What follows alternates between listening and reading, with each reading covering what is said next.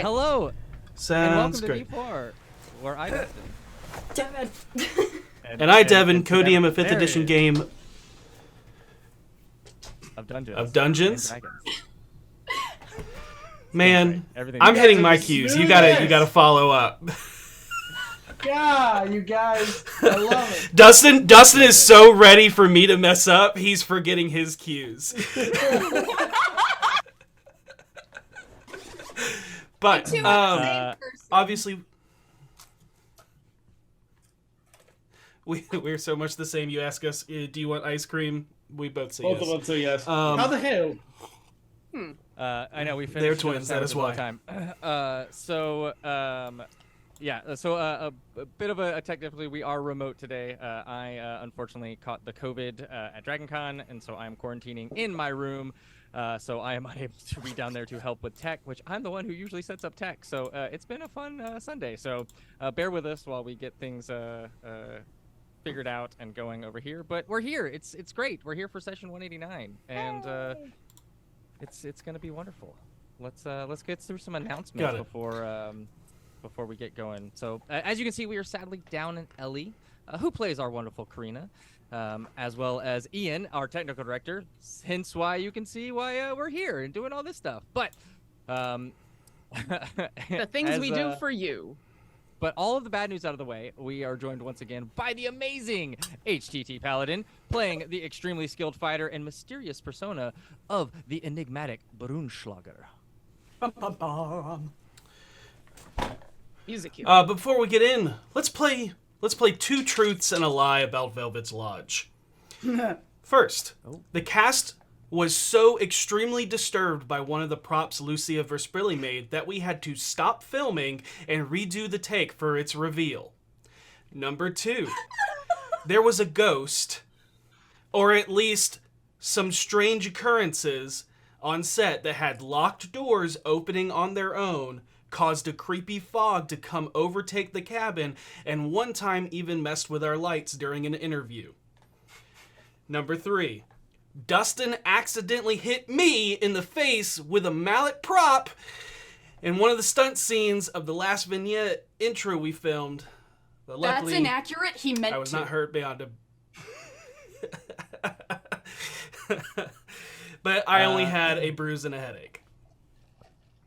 So let's go with let's see Harold, Petunia, and Paladin, who were not there for the filming of that. Which do you think is the lie of those 3 statements?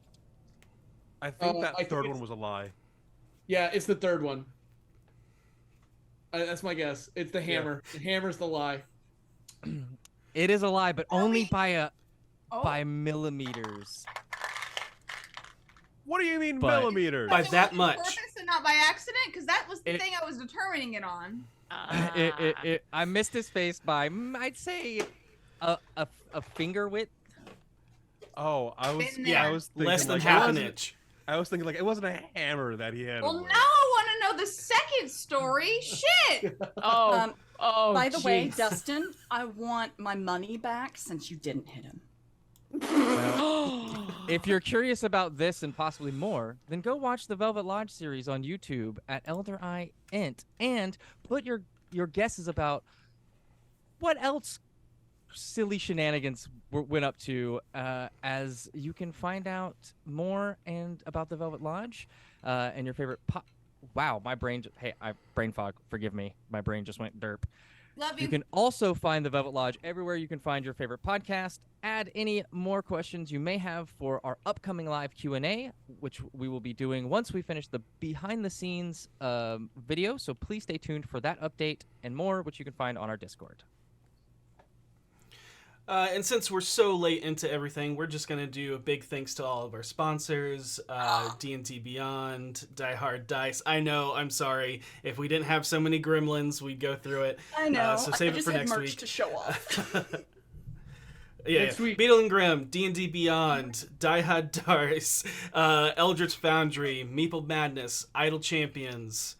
Am I forgetting any of them? I think that's it. But And viewers without further like ado, you. Oh, and don't forget the code Let us immerse Axel Time Pies. oh yeah, you get your code at the bottom. But without further ado, let us immerse ourselves. To the chronicle.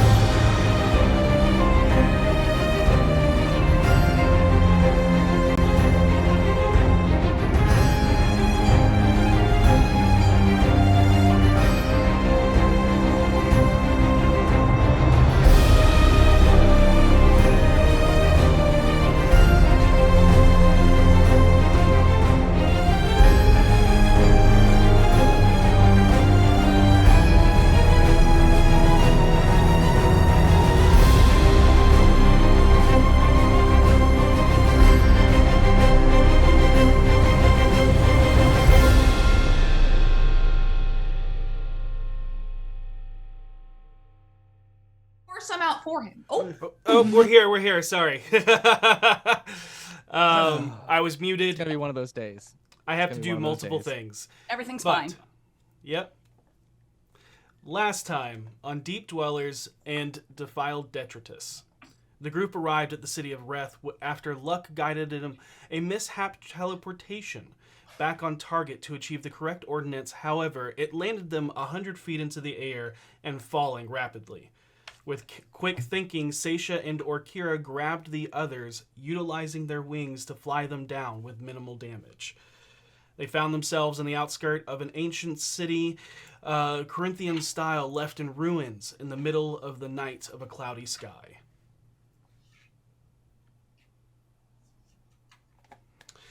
They noticed some disturbing Terrazul flowers.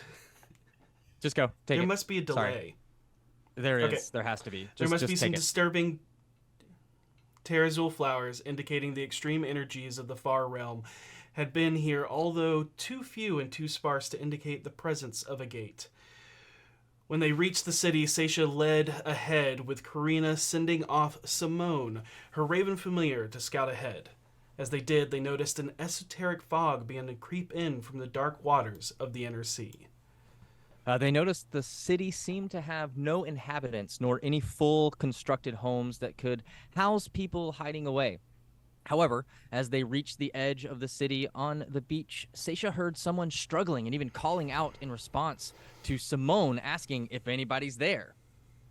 They found a figure clad in armor from head to toe, revealing not even an inch of skin behind the chainmail and full plate.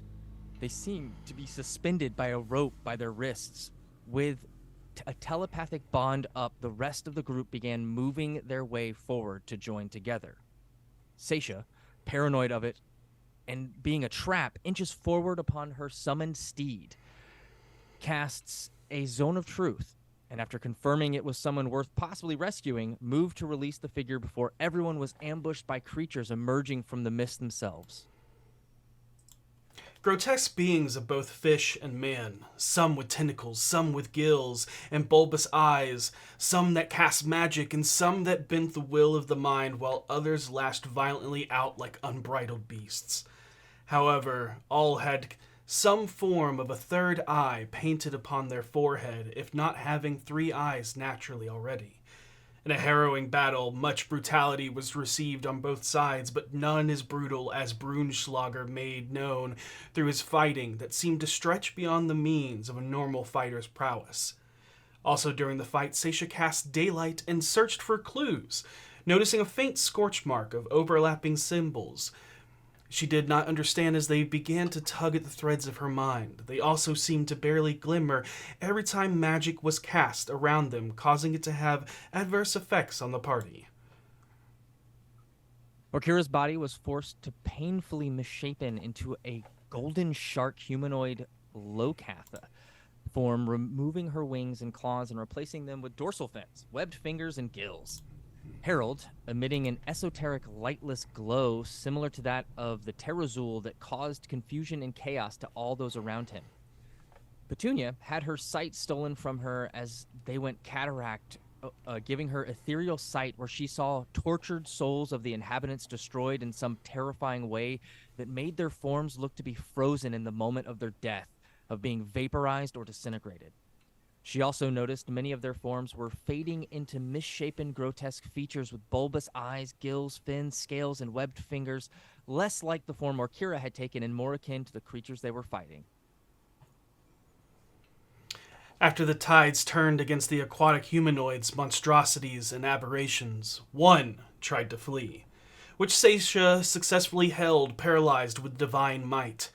Once Brunschlager turned his sights to the creature, he moved extremely fast, leaping into action while throwing a spear through the creature's chest, pinning it to the dock, before an unseen pressure followed, crushing not only the creature, but splintering the dock as well. And that is where we pick up tonight's story. Fog still clings to the night despite the globe of daylight permeating and illuminating the area. Although helpful at piercing the veil of darkness and obfuscation of mist, it could also be a beacon for any more unwanted company. Your newly rescued compatriot, seemingly formidable in combat, adjusts himself while surveying the area, looking to see if more will be coming. But it is in this light that you realize how little you truly know about this person. Most directly in the fact that you cannot see an inch of their skin. No identifying markers beyond their towering form, nearly reaching 7 feet tall. And you think about how well they fought. How you found them tied up at the shore with no one else around. And this leads to a questioning of how someone so skilled could be captured. And then you remember that they were also able to speak into your mind. What is everyone doing? Seisha turns around and kind of sizes this armored figure in front of her up and pauses for just a second and then looks around at the other bodies in the area. Are any of them down but breathing? There's a possibility. Which one are you trying to go for? I'm gonna go for one that is near. I'm so sorry. One that is everybody. Stella. One that's near me. Perhaps one of the ones you said I recognize some from the ship. You recognize their form, but not them personally. Ah, okay. Just gonna run. Yeah. And check them then. All right. Go ahead and roll a D100. Oh, wait, no. Also, I hope everyone has their dice ready. We don't need them. What are you talking about? My dice 30. are always ready because of D&D Beyond. Thank you, D&D Beyond.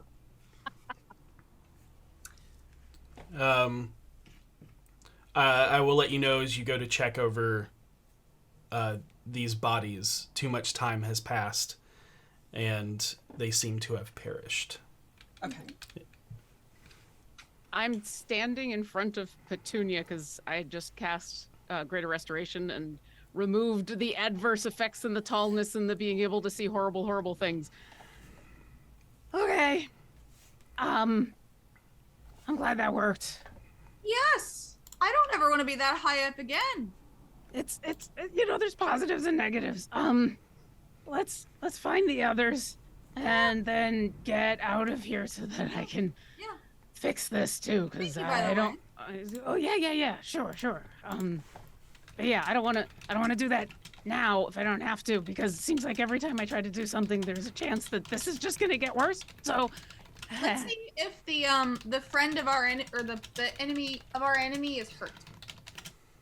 Oh, the cool person in the armor, yeah. Uh-huh. Okay. they're gonna have to meet me like this. I mean, I can also help. You do the talking. How about that? And I will just like, I will stand behind Petunia and do like an ushering motion. I'll go up to Brunschlager Great. and we'll look them up and down. Like, you're a big motherfucker. Sorry, that's not a great way to start. You're a terrifying. That's also not the way I really want to do this. Hey, thanks for all the help. Love the shiny look. Really suits you. I assume there's a body under there, but if there isn't, that's even doubly cool. Are you hurt? That's a better question. That's how I should have led. How intact is that javelin that I threw? It got crushed with the body, and because it was basically a hydraulic press that you smashed the body, the javelin, and the dock. Right.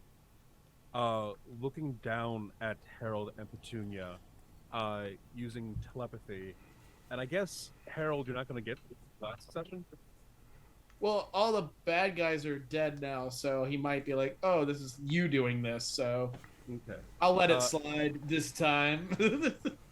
Just looking down, it's left saying, if you're not part of the city, follow me.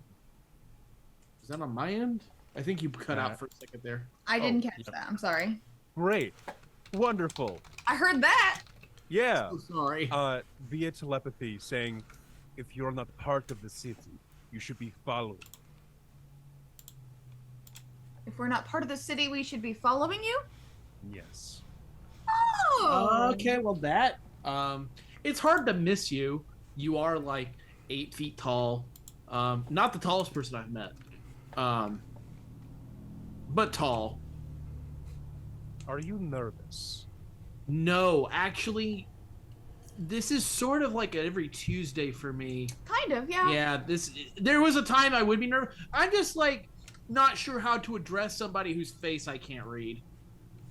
Preferred pronouns? Yeah, that's a great question. Looking over at Seisha, is he always like this? Pretty much, yeah.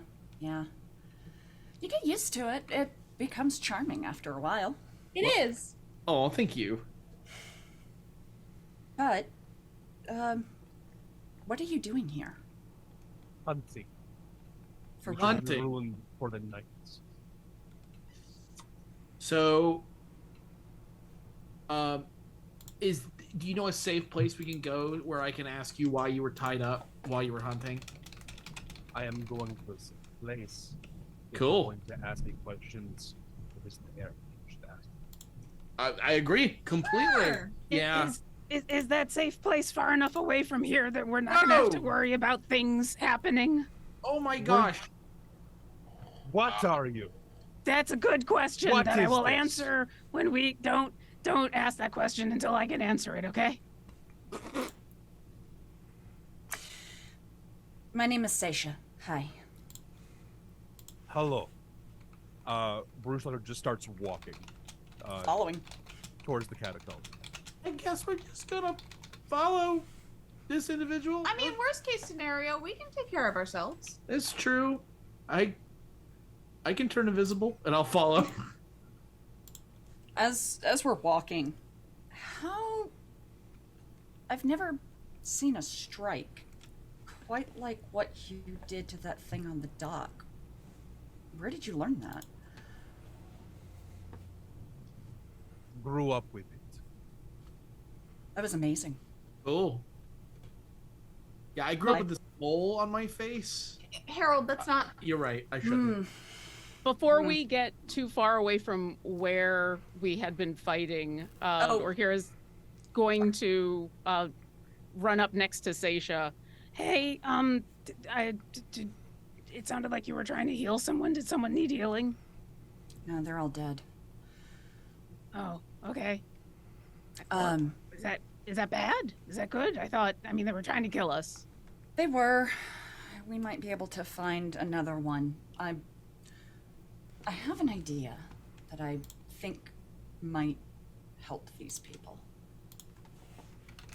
Okay. Do you have protection from evil and good prepared? I feel like I should have if I didn't. If you don't, I do, but... Okay. I also got it, not to eavesdrop. No, That's fine. I don't think I have it prepared today. The reason I was asking is because if you wanna chat with these folks, and Orkira just like reaches down and grabs the shoulder of a body and says, "I just need a head." I would need to converse versus just asking questions. Okay. Yeah. There's not much conversing that happens with the dead, and she just unceremoniously drops the dead body and keeps walking. Okay.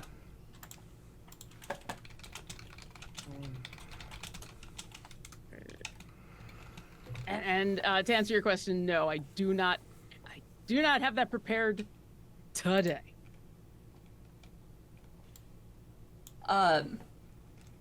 When I was going over the bodies, could I have searched them while I was doing that? Yeah, you could have done that, and I mean, most of them, nothing. Like they're using their just clawed hands. The ones that Orkira recognized as Kuatoa have crude like tridents and javelins that appear to be made from like a coral or just pieced together dry rotted wood. Mm-hmm. That's basically it. Okay. I didn't have anything on them, so I don't know if they would have been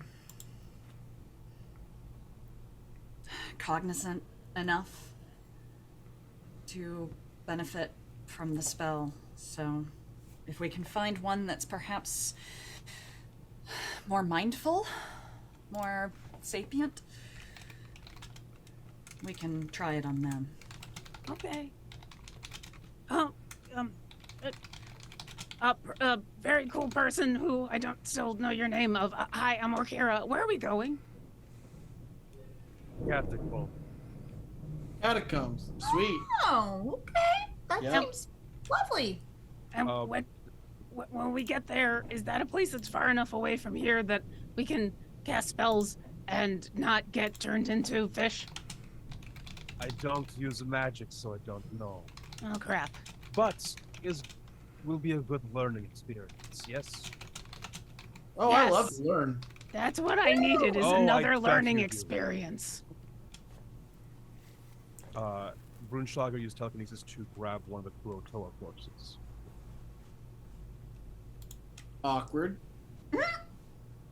I mean, I was just doing the same thing a moment ago, so... Well, yeah, but it looked like it was moving on its own. I got scared. Oh, okay. I mean, yeah, it just kind of like lifts up and drags towards you, Runschlager. I grab it and bring it over the shoulder while we make our way to the catacombs. Okay. So, preferred pronouns, Schlager? Or I don't know your name yet. I'm individual? Tall individual? You're going to make tonight very long, aren't you? I tend to do that for everybody, but it's only because it helps people enjoy it for longer, you know? I like to think of it as a positive thing. What should we call you? Brunschlager. Brunschlag. I'm I Seisha. had a beer named that. Harold. Harold? What's can't wrong just go with that? calling Beer's people delicious. beer. Beer is delicious and wonderful, and it keeps me sane. I thought that was coffee. No, that's me. That's more of a her thing. I just made up a fake god about coffee. No offense meant if you're a religious person, Brunschlager. Why are you here? Oh. So here we go. There's a very powerful being coming to do terrible things to the planet, and we're the people that are saving the world. Ta-da! That sucks for you. Why are you here in red? Because we have to go into the Sea of Stars to recover something. Powerful artifacts. Ooh. You haven't seen any crystals lying around, have Harold, you? Harold, we just met this person. I don't care. There's 4 of us. Did you? Let's see what be he did to that- realistic for a second. I like you, Brunschlager. You're great. As of right now, totally friends. If you turn on us, I'll blow you to pieces. You saw me disintegrate somebody. I'm not afraid of you. I don't have time to worry anymore. We're saving the planet. I trust this individual because they just cracked open some fish people trying to eat us. I will save Brunschlager from any terrible thing coming their way 100% of the time.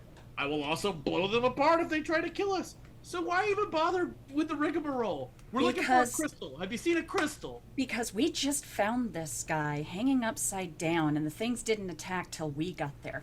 No offense, but I just met you. And I think you might think I was foolish if I wasn't questioning whether you're trustworthy or not, given the situation under which we met. Foolish, tired.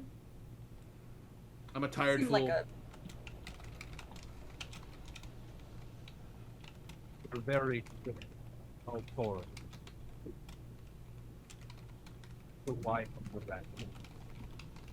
I'm sorry, I couldn't hear you. You're Yeah, cutting Paladin, out. your mic's why- cutting in and out, just so you know. That's a problem for me. You're very capable people. Why come to that?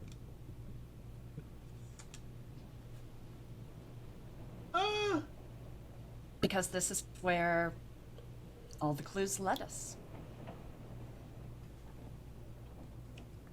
And like Harold said, we're looking for an item. It's like a And- big shiny rock. We were told it's here. You have found very unfortunate clues that to come to a failed city. That's kind of our lot in life. Yeah. This sucks for you. Yeah. Yeah. Today is a day of truths. Absolutely. But have you seen a big shiny rock? Crystal? Thing? I haven't been looking for one, no. But you know the area.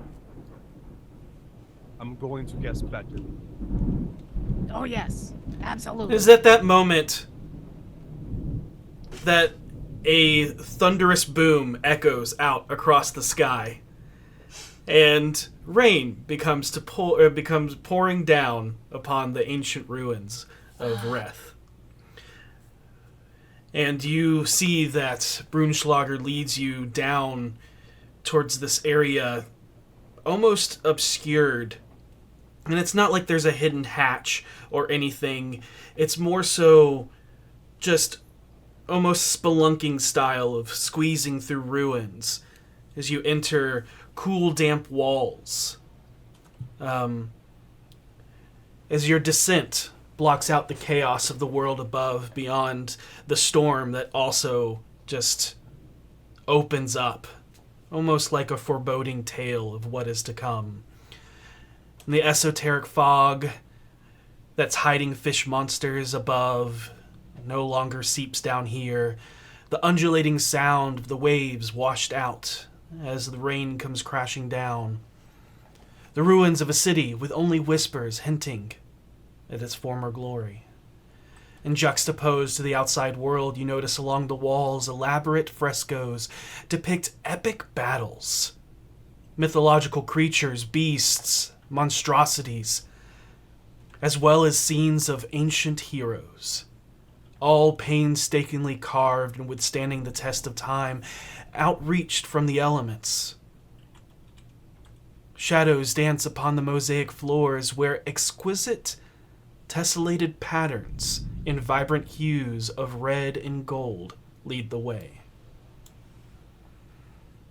As you venture deeper into the catacomb, the tiled floor representing blood and money fade and stain into ashen black, yet the architecture becomes even more awe-inspiring. Vaulted ceilings adorned with intricate stucco and sculpted reliefs of devilishly handsome deities stretch overhead. You can't help but marvel at the grandeur of the central chamber, which features a colossal statue of a forgotten god, hands raised as if in eternal benediction. You can tell a distinct change of power through blasphemous defiling of older statues in favor of a new, although these two seem ancient in their construction. However, at the end of this narrow passage in grand vaulted underground sanctuary, destruction from above echoes below as the other exits of this catacomb are collapsed in ruin and rubble.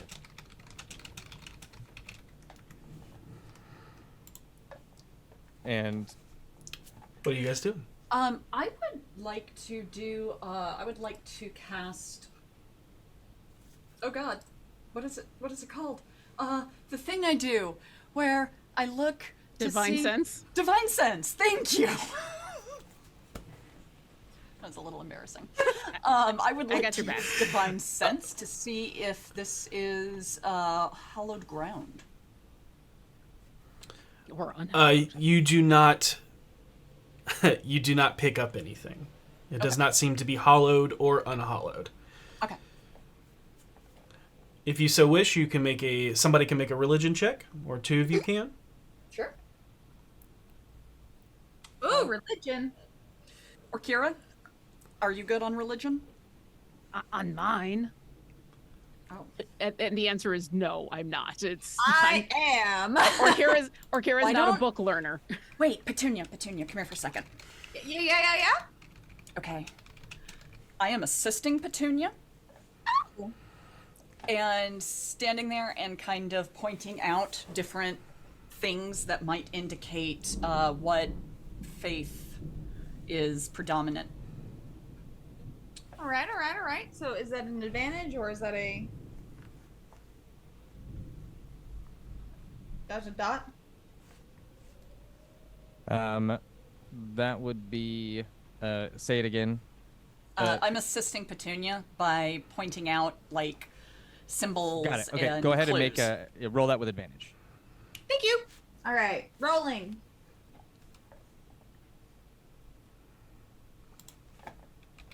That'd be a 23. 23. You recognize a variation of the gauntleted fist of Bane, and recall a Zentarum agent that turned to worship the son of Bane. And it is at this time, Harold, that something speaks up as Petunia says this out loud. You hear a voice at the back of your head. Ah, yes. The worshippers of Bane, half-demon godson, Iactu Zivum, the Lord of Darkness.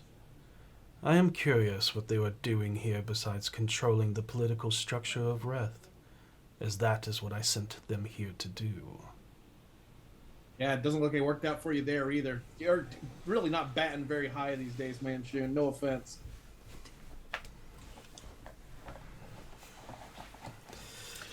All right, so If you hold up your end of the bargain, I will be doing just fine. Through that. you okay? So, this is Iyat. What was the name? Iyatu? It's close enough. Yeah. That sounds Close like what enough for Harold Harold. would say. Yeah. That's Harold close. I'm gonna walk over to. I apologize because I keep hearing Boomschlager, and I feel like that's not right. Brune. Brune. Thank you. Brunschlager. What hung you back there? Me. You were the bait. Yes. yourself. But you said you weren't bait. I am disguising as bait. Okay. A trap. Brunschlager is going to start up a campfire while talking to Seisha. She'll help him. So, what brought you out here? You say you were hunting for what? Have you seen any hobgoblins One or two? in the area? Not out here. No, we just arrived. This is disappointing. So you came here hunting hobgoblins? I came here hunting one. One. Oh. Does it have a name? Yes. Why, again, come to Reth specifically? What is it about the crystal that you need? Right now, there is something called an elder evil, and it is trying to make its way here. If it does, reality can't really deal with these things, and so it just kind of blips out. So we're trying to stop it from getting here. And the Why thing we you? need. That's a That very is a good question I have asked myself so many times. But the thing we need, we think, is in the water. So, in the water near this place, which is why we came here, it was basically stop along the way, and then I guess eventually we gotta go swimming.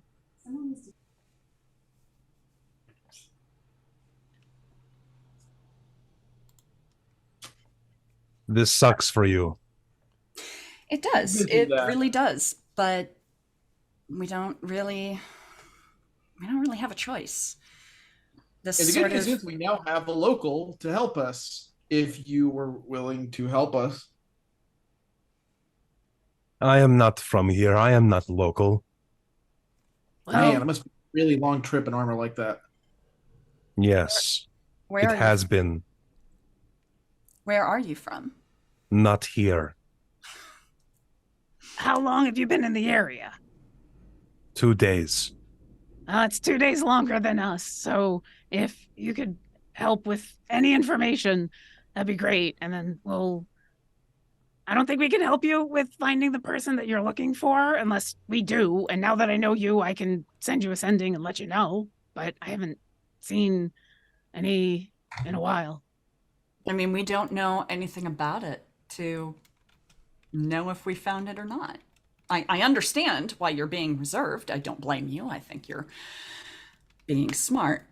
But we can't promise help if we don't know. I am not being reserved. I am being honest.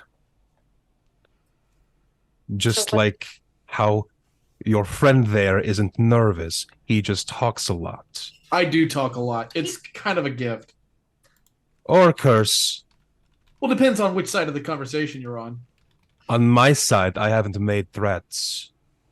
I didn't make a threat. All I'm saying is, I told you specifically I would help you if we helped you, and that if you turn on us, there's more of us than there are of you. Yes. And if I say I have not made a threat, why do you think I imply you have made threat?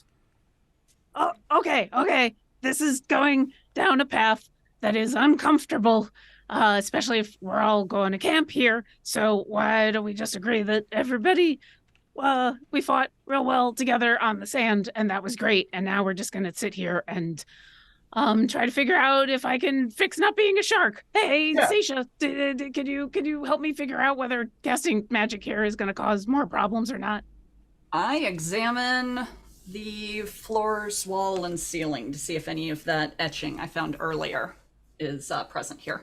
Okay, give me a perception check. You can roll with advantage if Orkira is helping, or vice versa. I have advantage anyways.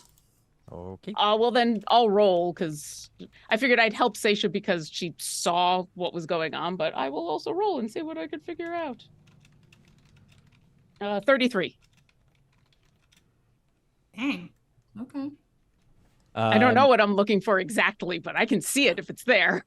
Yep. So you don't see any of the scorch marks that Seisha was describing that was up on the surface, but you do see carved at the base of the statue something written in a strange language. Maybe could be like a predated common. It's difficult to decipher. Petunia, Yep, I'm looking to see if I've got a spell for it. I probably do. Yeah, if anyone does, it's you. I assume it's not celestial, draconic, or elvish. Nope. Cool. Or primordial. It'll take me a ritual time, but yes, I can comprehend the language if I concentrate. Well, but that's just cast a cantrip, and we'll know if that's the same. How about let Writing. me cast the cantrip? I mean, I can just cast a light. I make a mage hand. Oh, A purple hand appears in front of you. Awesome. It gives you the finger. and I swat at it as if I wasn't the one that made it do that. No. So I'm so sorry. That is really rude of me, and it was also rude to me, which is not cool. But yeah, I think we're good. Okay, that's good. Because I don't want to. What that noise was? Me snorting. I love you so much. I love you too. I'm doing the ritual. Whatever Petunia's reading must be real funny. I'm gonna go over to Brunschlager and be like, "Look, I don't want to get off on the wrong foot. I have this. I don't know if you drink. Do you drink? Yes. Perfect. This is my my tankard that is always full of something delicious because I have this amulet here that makes me heal when I drink. But if you want to drink, let's let bygones be bygones. I'm under a lot of stress. We're all under a lot of stress, and you can have. I open it up and smell. Ooh, really nice bourbon. Is it random what you pull out of it? No. What's random is we own a bar and I pull something off the shelf when our ghost isn't looking. It's a long story. And so, yeah, that it's random in that regard, but it's not like magically random. This is bourbon. Understood. Brunschlager will take it from him, and the way that Brunschlager has to drink is just sliding it underneath the chainmail curtain around his face and neck, tilting his head back, and then taking it back out from underneath. Emergency Harold- liquid induction port. Harold is watching. Harold's watching with extreme interest to see how this worked, but we'll take the thing back. It's like, I'm really sorry if I offended you or if I've been rude. I just hope we can work together comfortably in the future. Who said I was uncomfortable? You're right. That was me assuming. And you know what they say about assuming? Makes an ass out of me. It doesn't matter. I'll just shut up and sit here by the fire. I'm going to ask you a possibly uncomfortable thing now. Yeah, I love those. Go for it. Do you eat kuotoa? He looks down at the body and looks back up. I do eat fish. Is I'm more this of a close? salmon guy. Is this close enough, or do you need something else? Seisha holds up the bag of bounty. I Very would- concerned. I tend to avoid eating things that used to be sentient. Yeah, that's kind of my thought on that. But there is zero judgment if you want to have some. Although Seisha has a bag full of food that can sometimes produce fantastic meals and other times produces stale popcorn, both of which are fantastic. Do you oft carry items that you have no control over? It's life Control is such interesting. a slippery thing. In reality, none of us have any control. It's all sort of an illusion, right? It's No. you could get lucky. The answer Control is yes. Yes. Is not absolutely. an illusion. It's binary. Oh, well, I never thought of it that way. I see the world in a series of colors, not sort of like a yes or a no. But you're absolutely right that yes, we do carry a lot of stuff that is very unreliable. Yeah. Also, sometimes we're unreliable. That's just the way it sometimes is. Although the worst that can happen with the bag is stale toast. Yeah, and it is stale. We get by. Telepathically to Seisha, good luck on the world thing.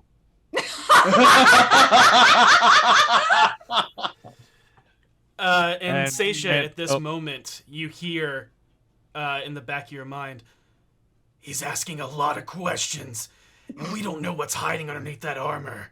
Who's to say he's not an aberrant form himself? He can plague into your mind. I know. I'm watching him. Don't worry about it. It's all good. And then Harold, in your mind, you hear, "Gods, how did you defeat me?"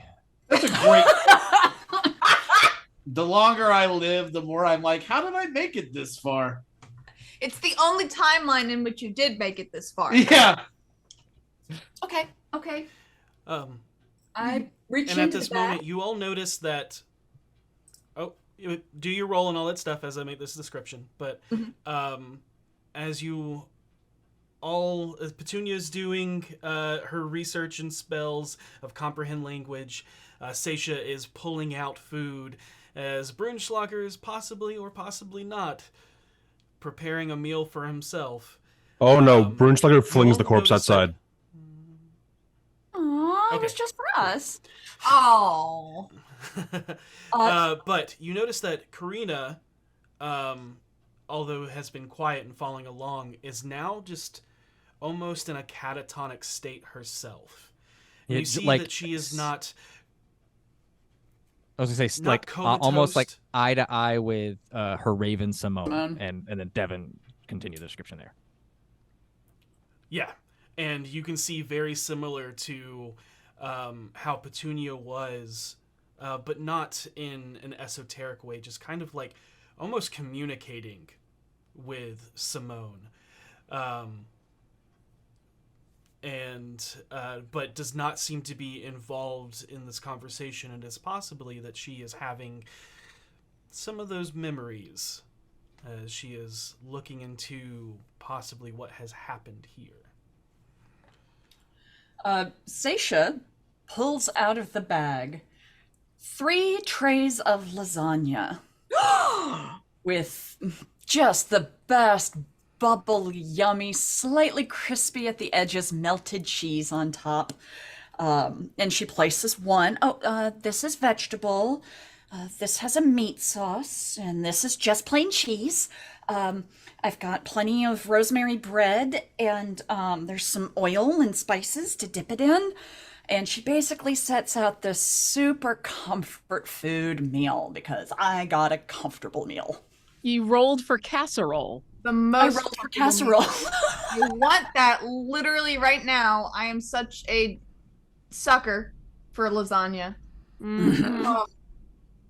I'm thinking about putting in an order for some. Right? Like, dang. Mm. Had to That read just here. sounds really Seisha, goodness. Everybody, dig in. I will. And Guests as- first.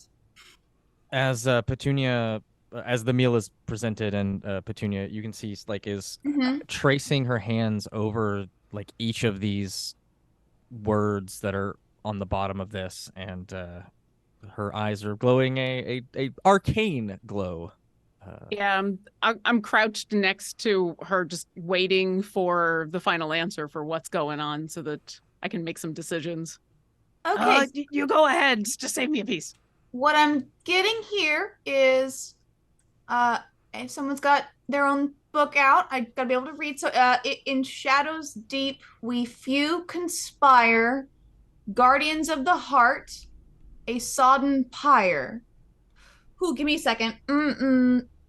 Yaktu's sons, our oaths we keep, where boiling mud and secrets seep. Through veiled devotion and sacred creed, in silence we protect, in shadows we proceed. The heart, which both seem to be, as an addendum, they both seem to be proper nouns. Heart, heart seems to be a proper noun. Of fire, a dark prize, in cryptic vows to stop, decide. So the heart of the It's deicide. Oh, deicide. Oh, that's different. yeah. This is Whose? The Heart of Fire, Dark Prize, and Well, Perfect Vows to stop deicide. Here's the thing. it's I think it's referring to God killing. it makes a reference to a beer. Two Sons would be a beer. I mean, I imagine deicide is pretty self-explanatory. Yeah. But they're trying to stop I it. don't think they're saying. I two think this sons. is an They're- underground group. They're not saying 2 sons. They're saying Iyaktu's sons. You know, it's a name. It's a name. The name- Iactus. Iactus. not- Okay. It's, I thought you said there's a, like a Beatrice. back of the throat sort of thing that's Yeah, very hard to. Iyaktu is the Iactu. son of Bane. Yeah. It's a very odd spelling. It's hard to like translate it to common. Forgive me. No, it's fine. You did really well. Well, thank you. But Rumschlager asks a good question. Who are they protecting? Which god are they protecting from getting killed? My assumption is it's probably Iyaktu, considering Bane was killed. That's my guess. I mean, we've seen a lot of gods get murdered recently. Would I be able to make a religion roll on like a god family tree as far as Iactu's quote unquote sons go? As far as they like SONS? You go ahead and give me a religion roll, yeah. Sweet. Shadows deep we conspired. Oh my goodness! Yes, that was a natural 20 for a 31. Okay, you can instantly put together that Iactu's sons are his followers. Like that is what Okay, his got it. worshippers call themselves. So this is basically an oath that they're giving to protect something involving boiling mud. Magma? Have any of you been over to the eastern inlets of the inner sea? No. Hmm. I think this is the furthest this way any of us have ever been. We're Oh, typically found in Waterdeep. Lovely place. You'd love it there. something was stolen in the eastern inlet, and from where it was stolen came boiling mud, not magma, No? just boiling mud. Do you know what was stolen?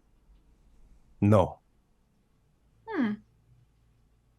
Worth Wait, investigating. wait. Venley came out here. I know this Venli. Wait, what? You know Venley? Wait, Venley Galanoda?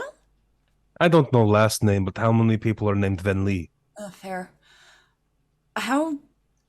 Wait. Were you with her when she saw Bane fall?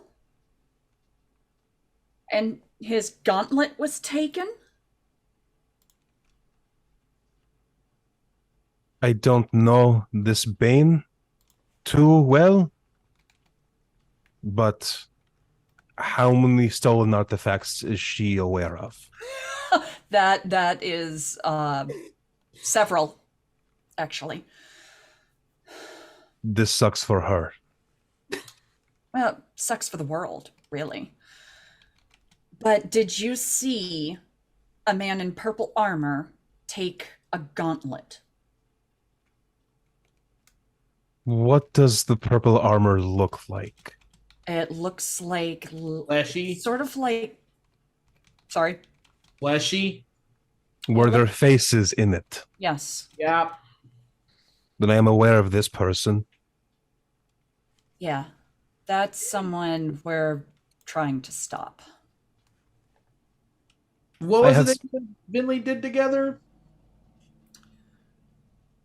Dealt with elementals, dealt with boiling mud as best as we could.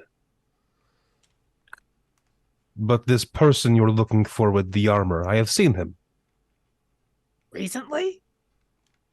Not too recently, no. I had a vision. It is why I am in wrath. What did you see?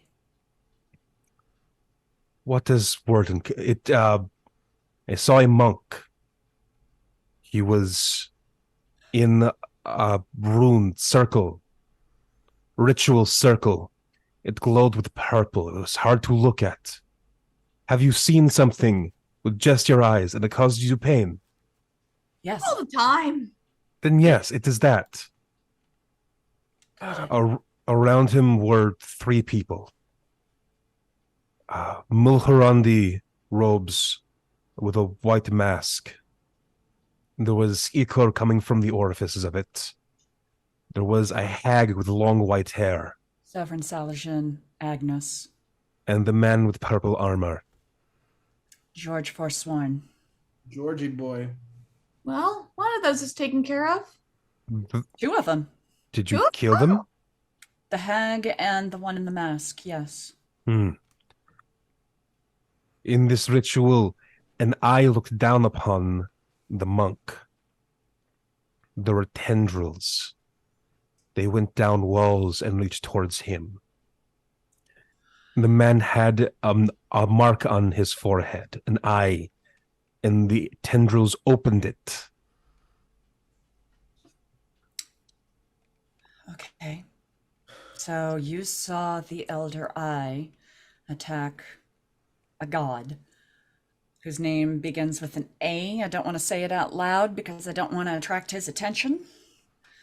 Through telepathy. The Lord of Reason. Is it safe to say through telepathy? I don't know.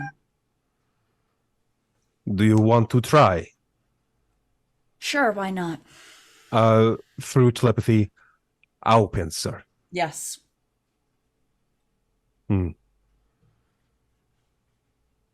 That's one of the things we're actually struggling with right now.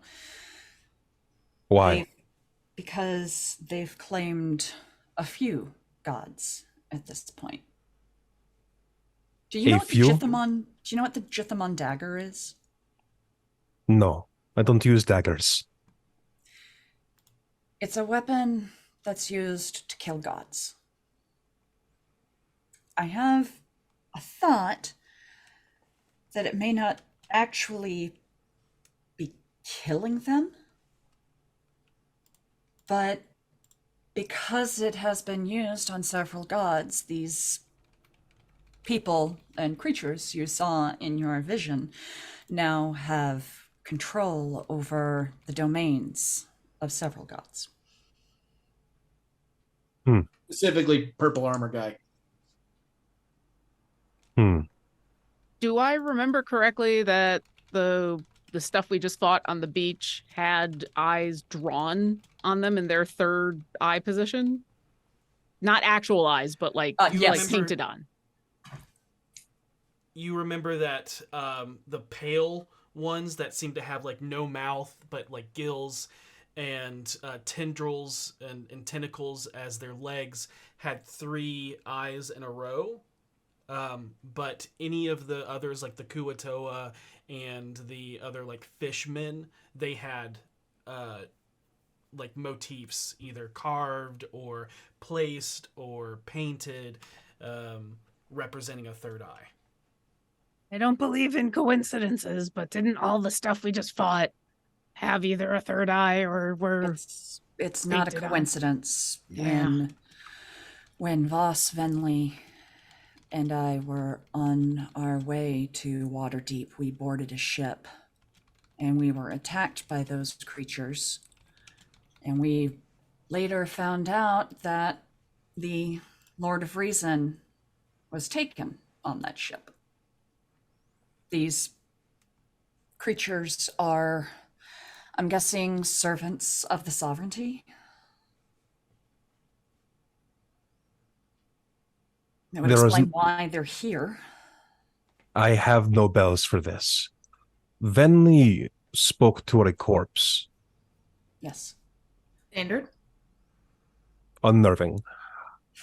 It mentioned a dagger being pulled from the heart of the boiling mud. That would be the Jithamon dagger. So this is where they got it. Here is my question then.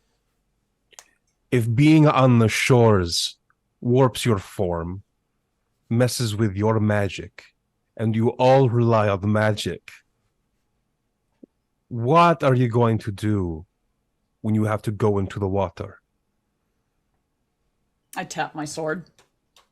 Well, that was a complication we didn't know about until we arrived, and it's a good question that we'll have to think about. But Good. Petunia, it looked like you were able to do all of that without a problem, right? You didn't feel any weird things happen. I didn't see. So at least I know how to fix it. And Orkira's going to be rummaging around in her bag and pull back out the little bag of diamond dust and say, so I'm gonna fix me. And Wait, can I try to just dispel magic and see if that works first? I mean, You sure. can most certainly try. Yeah, I don't think it will, but I'll try it. And Harold will point at you. Well, I wanted to make a Baldur's Gate joke, but I won't. And he will cast Dispel Magic at 3rd level. Any I active- made it anyway. There it is. But yeah, you don't catch on fire. Okay, good. I love it. Love you, Ray. If you have any active spells on you, they go away. But you're still a shark, Kira. You're still Oh. Sharkira. Yeah. It was. Broke Ray. I hate you so much. Just imagine just a shark upright going, ole, ole, ole. I'm picturing left shark. Listen. Luke was talking about drawing this abomination that I am right now, and there were a lot of jokes that were happening. Or Luke, Kira, would the you answer like me? is yes. Or Kira, would you like me to try remove curse? I mean, at this point, I know what's gonna work, and I'd rather just do it and get it over with. I don't know how much this is gonna hurt, so I'm just gonna go stand over there. I also want to make sure it didn't. None of you need this fixed, and I'm just not noticing, right? Like Petunia and I are obvious, but did anybody else get warped? No. I think I got warped for a little bit. But I'm good now. I'll come over to Harold, and can I examine Harold to figure out if he's been affected by the warping magic the same way Petunia and I were? Go ahead and make an Arcana check or an Investigation check. Well, crap. I'll go investigation. Let's see what happens. 12.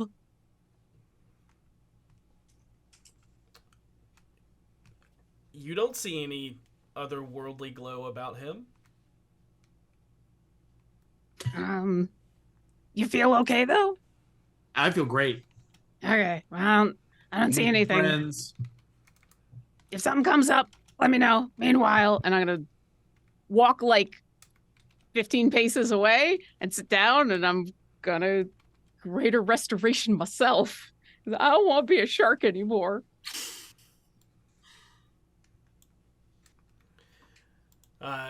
Yeah, you cast Greater Restoration. And as the And magic as washes your- over you, your hips no longer lie. It, I couldn't help it. I'm sorry. I'm gonna reach through this computer and slap you. This is also this is also why Social distancing, Katie. God. I'll Kara wash my needed to hand. fix this for her mental health, and Lauren needed to fix this, or else this was just going to be us for like weeks. Is Shakira jokes and left shark jokes, and so get them all out now because they're about to go away. There you go. I'm very you have- upset that nobody did the Jaws theme. Okay. Dun, dun. well, Dun dun. Or Kira, shark, or do do do Kira, do do. shark, do, Dun, do, dun. do, do. Yeah. Dun dun dun dun dun dun But dun you dun dun dun dun have dun dun dun dun. left the shark behind as your form burns away in just like this holy phoenix fire, and your scales burn away into draconic, and your dorsal fin splits and grows out into the glorious leathery dragon wings that you have, and your tail no longer has the shark's fins on it and returns back to its draconic form. Oh, I never thought I'd be happy to be back to looking like this, but That looked painful. yes, but no more painful than trying to get used to another new form. But Fair. it's much better. Okay, I can pay attention a lot better now because I'm not trying to figure out how to breathe. That's fair. Yeah. All right. So we know they got the Jithamon dagger from the location of the boiling mud. This heart that's referenced, that sounds like a group that was trying to prevent the heart from being, or the dagger from being taken, I'm guessing. Yeah. Hold on one second. I think I might have some insight on this. And I think to myself, hey man, shoot, buddy. I know. God. I know I gave that little dig earlier. That was on me. My mistake. You said you set folks up here. So my assumption is you have a deeper knowledge of what this little limerick means than the rest of us do. We're getting closer to getting your revenge. It would be super cool if you could give me a hand. Make me look good, too, in front of my friends. That'd be dope. Everybody knows int is my dump stat. What? I thought you said that you sent people up here. That was you literally just said that a little bit ago. We had a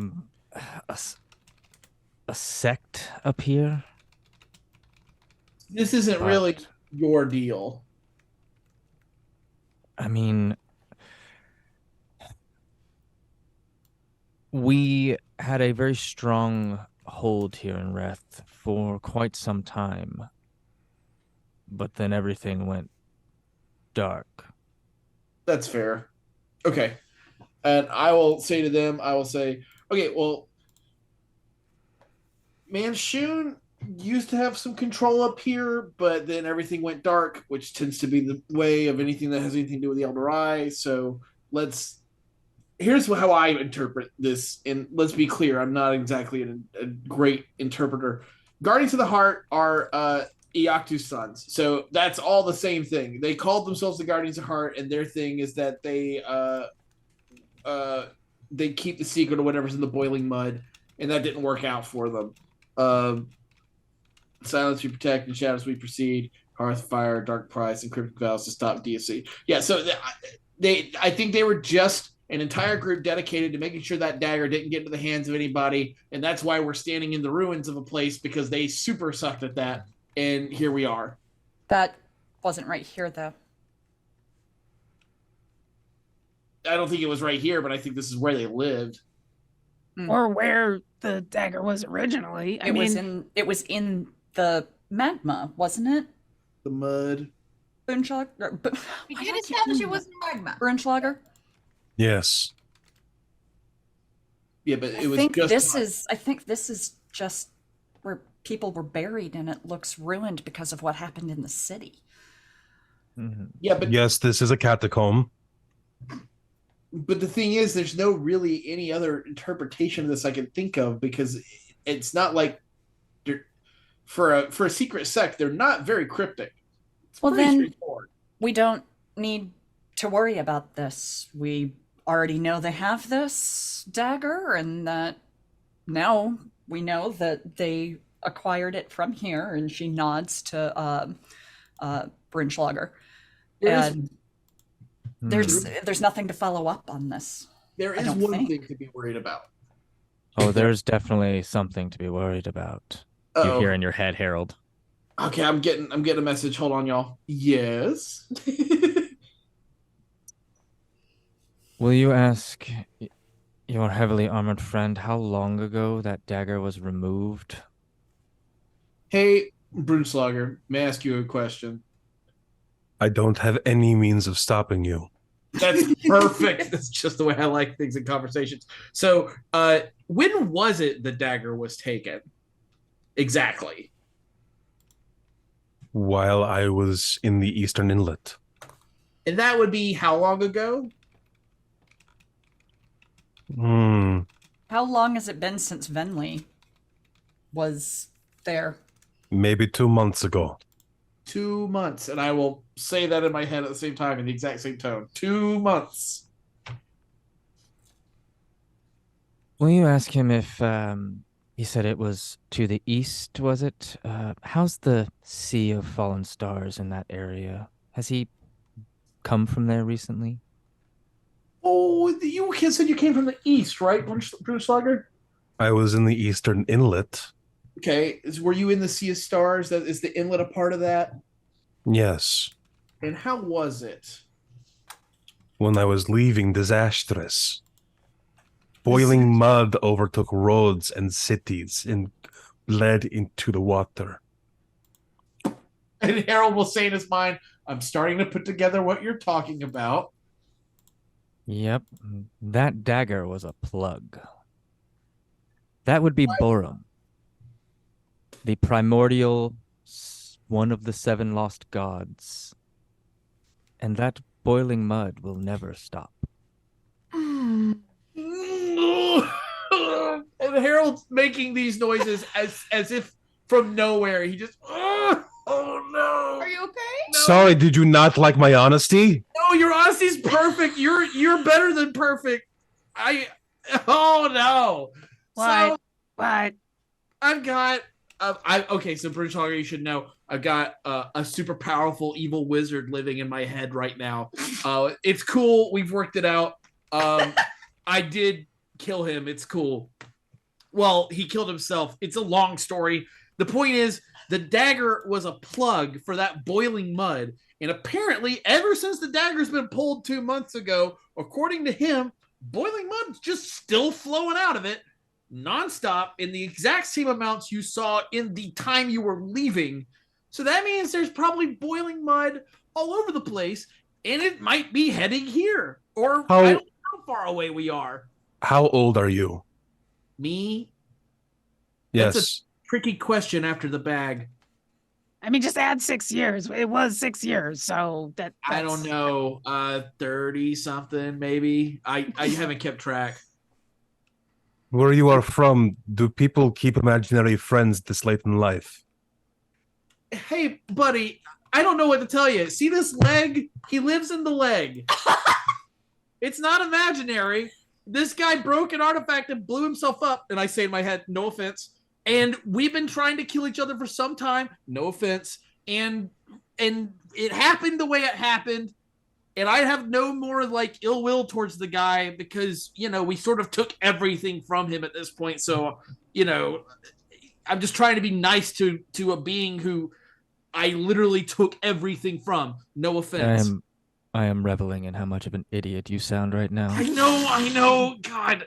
Like he says that out loud. He's like, I know. It's not as uncommon as you would think. Why are you taking so many pauses in between your sentences? It's because me and him are still having a conversation on the side. And it's also the reason why if you try to speak to me the way you tend to through the head, I could just say no. What? Yeah, I can just shut that sort of thing right out whenever I want to, and that's largely thanks to him.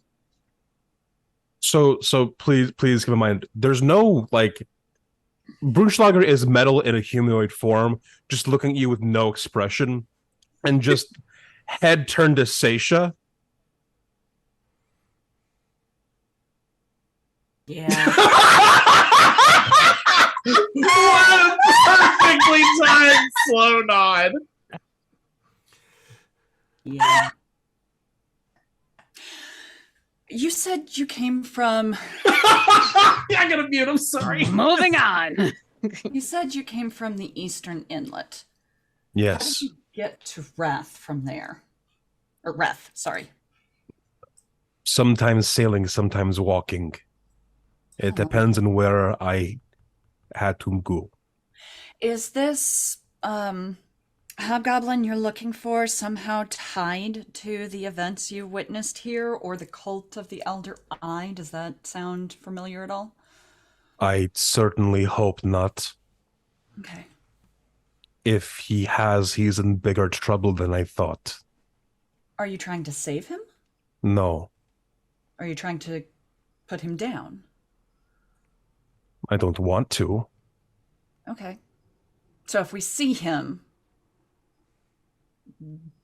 and she holds up a pair of manacles and kind of, do we need these? Potentially. Okay.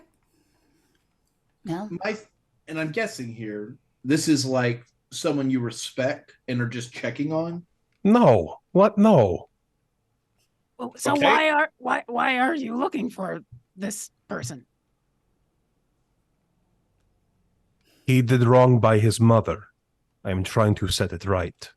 Oh, That's yes. respectable, yeah. Mm-hmm. One time I took a cookie from her mother, and boy, let me just say, I didn't think somebody could beat someone so hard with a broom, but man, that little woman kicked my ass. That was a duster. It was a duster. That was a duster. Are we at the point where we are talking about familial situations now? You did it first. True. I talked about how one person did wrong by his mother, and so now I have to go and find him. You're talking about a duster? Well, I did wrong by a mother, and then I got the duster. Oh, When okay. when you say did wrong, what? She's dead. Okay, that's real wrong. Okay. Yep. Cool. You Wait. know, What? The second stanza. Everyone read through it again. Does this sound like there's someone in the deep masquerading as cultists through veiled devotion? If this was referring to the people, the guardians of the heart, the devotion wouldn't be veiled. or maybe it's In that silence we protect. I think this may be a clue that there are some double agents, maybe? that sounds reasonable to me, but I feel like the veiled devotion is them hiding the fact that they are Iactu's sons. It could be both. And Harold, in your mind, you'll get, and the heart refers to the heart of Borum, which Bane, Ball, and Mercule stole when they were still mortal, and that is what they buried on that island where they plugged it with the dagger. I will explain that out loud. But when I do it, I'm unwittingly doing an impression of Manchun while I'm doing it because that's the voice I'm hearing in my head. So I say it in like this sort of tone. What are you doing? Seisha just walks over and sits down next to Brunschlager.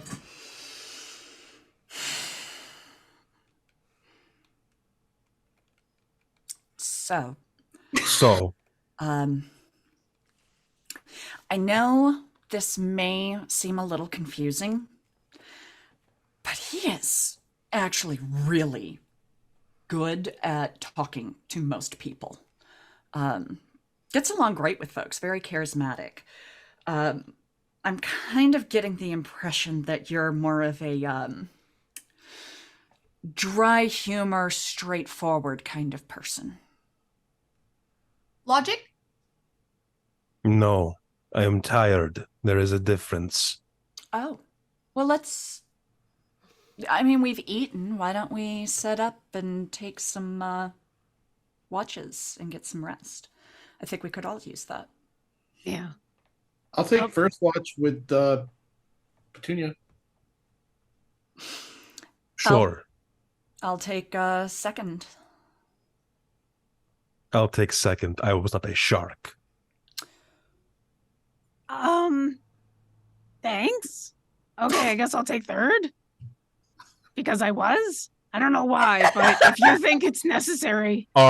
Wait, hold on. Do you do it in 3 shifts? We can do. Well, yeah. Oh. I am used to only 2. I'll take 3rd shifts by myself. Okay. Orkira and I will take second then. Yeah. Is our telepathic bond up?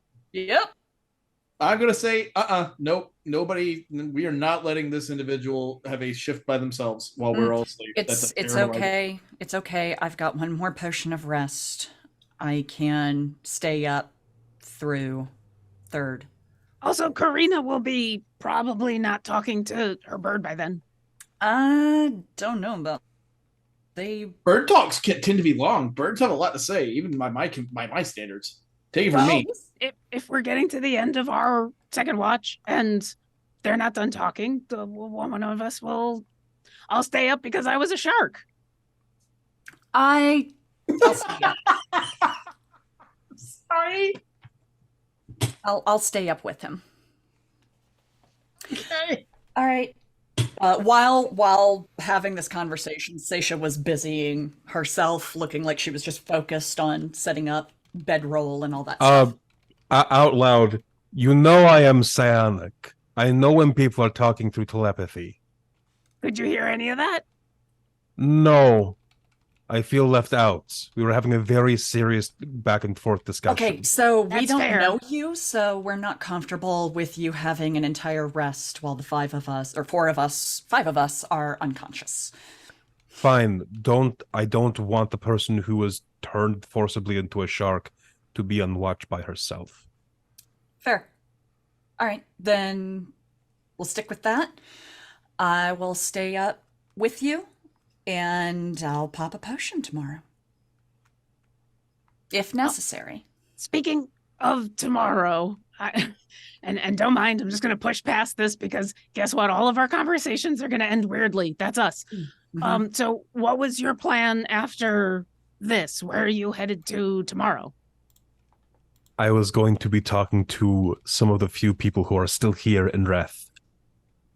There are survivors. They're not survivors, they are just people who are here. Ah. Scavengers? I don't know their professions. They are just other people who live in this failed city. Right. All right. Would you mind if we tagged along? That might actually be really useful. You are more than welcome to. Thank you. Thank you. All right. I am going to crash out for a little bit. I'll see you in a couple hours. See you soon. Sleep well, sweet dreams. Sleep sweet, everybody. Thank you. To paint a picture, Brunschlager sleeps sitting straight up, cross-legged.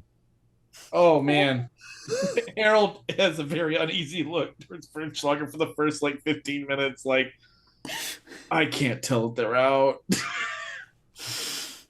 Orkira looks over and just goes in her own head, oh, probably an elf, and then just goes to sleep. And just I just feel like Brunschlager's just staring at you, Harold. Sits and 100%. It's just right at you. I go to sleep. I just look over at Petunia and just very, very, very quietly whisper, he is really staring at me. Probably not. I mean, well, where else would you see that they're looking? 100-yard stare? At what? They're subconscious. They're sleeping. Probably. Just look. Hey, focus on me. And, of course, everything else around, because we have to be wary of our surroundings. Yep. Just not him. Yeah, I'm looking around. Harold, this is going to defeat the purpose of a watch. What? I'm listening. You don't need to listen. You need to pay attention. Right. Yeah. And Harold's gonna finally sit up and turn and be like, okay.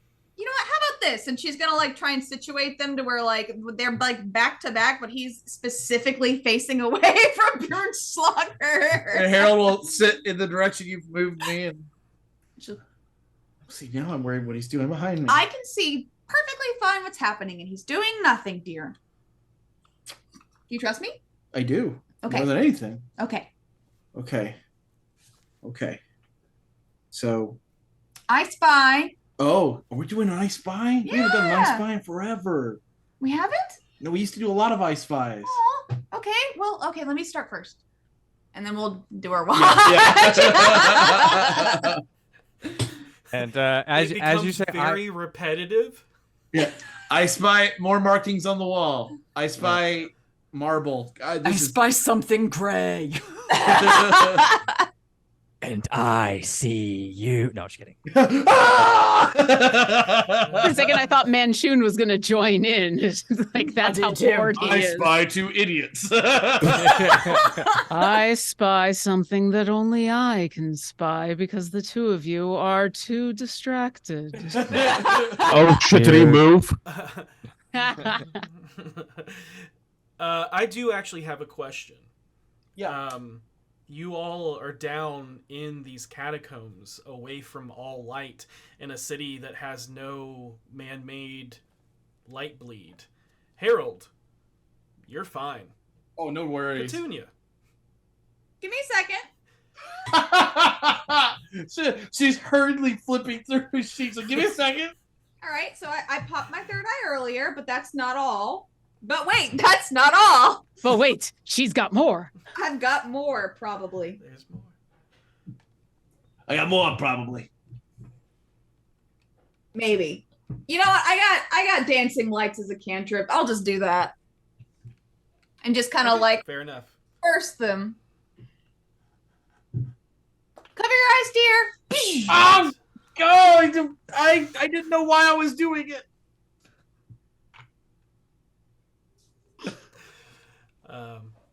But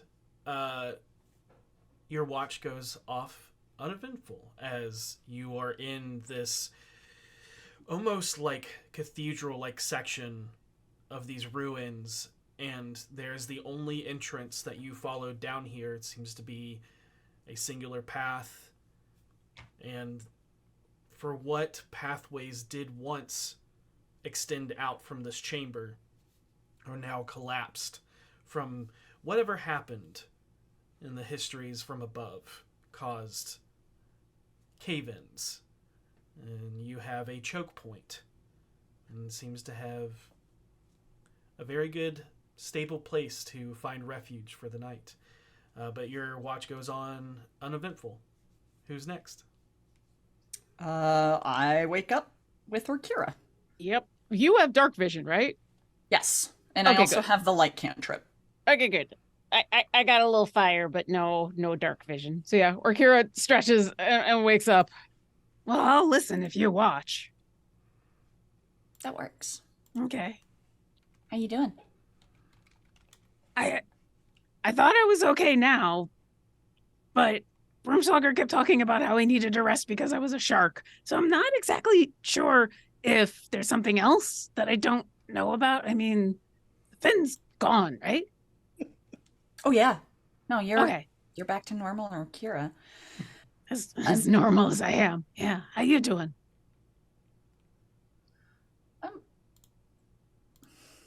Better. I just yeah, it's been weird since you were last here.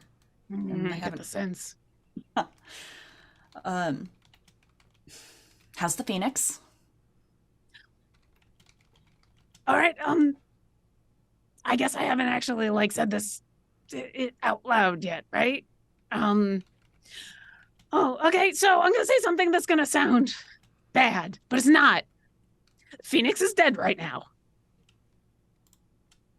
But it's a Phoenix, so it's gonna come back, right? Yeah. Oh, okay. At some point. So what does that mean for you? That's that's one of the reasons I got a therapist. It was it was a really good thing that happened, to make a very, very, very long story very short. So yes, they usually die and then they go rest for a while somewhere in one of the upper planes. I haven't really figured out where yet, and then they come back. And that's usually every 500 years for a couple of months, except for reasons that I'm not going to go into because it took an entire year of an online show to figure it out. There was a couple of people who were forcing them to stay alive for like thousands and thousands of years. What? And yeah. Like I said, long story. So we fixed it. And so then they fixed something else and then they died. So I don't know when they're going to be back. So I guess I'm just kind of holding down the fort, as it were. Yeah. I'm sorry. It's hard being a follower of a dead deity. Yeah. It's the second time that's happened. Kind of like with turning into a shark today. It's the second time someone has decided, yeah. So, it sucks because I don't feel them anymore like I used to. That's why you haven't communed. Well, yeah, because they're dead. I'm sorry, I just put that together. I've started talking, thinking out loud. No, that's lately. okay. I've before I came here, I had a little time to, get used to everything. And since getting here, I haven't really had the time to talk to any of you very much, except to catch up on everything. And there's been enough. And like I said, it sounds like it's a bad thing, but it's normal. It's what they're supposed to do. I just don't know when they're going to come back. So it'll be okay. But no communing, none of that. Yeah. I hope I didn't seem insensitive or like I was blowing it off. It's a lot, but no, you're fine. You're fine. Like I said, it's a lot. It's one of the reasons I didn't bring it up, because like every time I try to tell somebody, like they get that reaction that you did, which is and yeah, but but waiting sucks. Yeah. Yeah. Well, it'll end, which is nice. I just don't know when. Well, hopefully we're around when it does so we can all celebrate together. Okay, well, when that happens, you're gonna have to come to the plane of fire, because that's where the egg is. I mean, I missed the last trip. I'd love to go. That's a deal. Yeah. Speaking of tomorrow, or things that probably are not going to happen, if we're going back into that city that every time we cast magic causes us to turn into sharks, we should probably talk ahead of time about what we need to do to avoid that happening. Yeah. No, I agree. I noticed the etching down by the docks. I didn't notice it before then, so it may not be through the whole city. It might just be near the docks, since we're close to where the sovereignty lives, I think. Yeah. We'll figure it out, but at least we know what to look for, right? Oh, yeah. Do you want me to be prepared to dispel evil things? I think Harold and I can cover that, but your lesser restoration or your greater restoration might be a really good thing to have handy. Oh yeah, especially if one of us turns into something that we're not happy with again. Yeah, I'll have that. Yeah. I'll have that on hand. Yeah. If you ever need to talk, I get it, and I'm here to listen. Okay. Well, same to you. I know what you're talking about is a different kind of pain than my pain, but it's all pain. Yeah. I can't give any more time to it. We've got too many other things to take care of, right? Yeah. Yeah. And Seisha just kind of leans into Orkira and just watches down the hall. And I will put my head on top of where she's leaning, and I will listen around us, because I can't see anything. Go ahead and give perception checks. All right. Should I just do mine straight, assuming it is only for listening, or do you want it at disadvantage? You can do it just straight. Okay. 28. 25. Don't see anything, Seisha. And Akira, you hear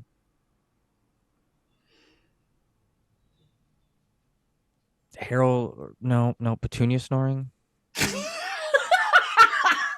Oh, That checks out. I think that thunderstorm is finally leaving. I haven't heard thunder in a little while. That's nice. Yes, and that is something you do notice. The pitter patter of rain has ceased. When it gets to the end of our watch, assuming nothing has happened, I'm going to glance over at where Broomschlager is, and then quietly to Seisha say, All right, do you think he'll wake up on his own, or one of us are going to have to wake him up? I'll go wake him up. Okay. I like him. I think I do too, but, we don't know him, and so you never know until you woke someone up how they're going to react. Yeah. and I'll stand there ready to heal in case Broomschlager is one of those wake up fighting. I will walk over and just very lightly, Broomschlager. I am awake. Oh God, okay. Well, that's good. I'm glad we didn't have to worry about that. Morning. Get some sleep, Akira. Okay. Have fun on your second watch. And I'll go lay down and curl up, and it'll take an extra 30 seconds for Akira to fall asleep just because there's a relative stranger in the house. And then she'll just kind of, well, if it's going to happen, it's going to happen, and say she'll wake us up. And gone.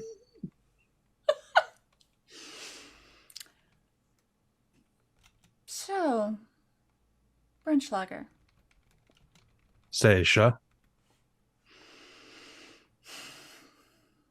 What do? I walk around. I make people who are not nervous and overexposed and talk to me. And I be tired. I am tired. I think that's being alive. No. I don't like speaking common. I'm tired of speaking common all the time. It is an ugly language to me. What's your native tongue? At home, we spoke primordial. I wish I could speak that. I used to be able to. I used to be able to cast a spell that would let me read and communicate in any language. How did you lose it? I swore a different oath. Why did you break the first one? I didn't break it so much as I was released from it. I used to be a paladin of knowledge. And something happened that was absolutely horrible and terrible and destroyed my heart. And I swore vengeance on the things responsible. I understand this. Kind of got the impression that you're working towards something too. I used to be a guard for my home. I wake up every day, same time, go to the gate, watch the gate, do a patrol, go home. I enjoyed it a lot. I miss the bread. I miss the smells. I miss the children who would get into trouble. I miss being in my home. I don't like being here. Sleeping in strange places, uncomfortable places, failure of places.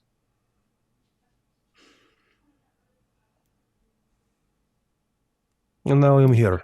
Seisha's eyes kind of well up a little bit. And now I'm here, and very rarely do people share their food. Very rarely are people calm or kind or talk. It's It's something of a lost art among people who find themselves in situations like this, I think. Harold is a talker. He talks a lot. But he has one of the best hearts of anyone I've ever met. He trusts people before they give him a reason to trust him or to trust them. As you can see, I'm a little more guarded. Harold speaks like someone who failed a lot and is trying to make up for it. I think he believes that. I do. You're religious. Is not belief real? Belief is very real. Belief shapes everything. Then if he believes it, is it not real? Fair. It certainly is for him. But he's got Petunia, the woman with him. And she's, I think, helping him realize that maybe he doesn't need to keep atoning. Maybe he is the good guy that the rest of us see him as. I think everybody needs someone to believe in them. It gets real hard when you don't have that. This is true. Why? So, Go ahead. you first. I am interrupting. It's fine. You talk about missing home. Do you mind if I ask? And if it's too personal, you can refuse to answer, but why did you leave? I am hunting a boy who failed his mother.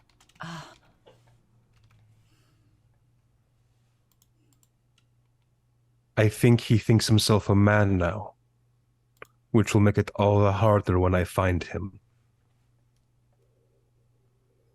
Do you know the boy's name? Yes. May I ask? No.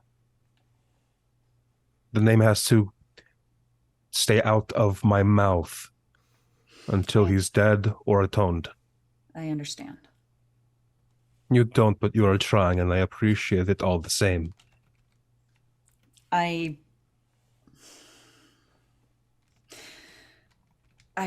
understand to the extent that I also have a couple names rattling off in my head that I can't speak and that haunt me.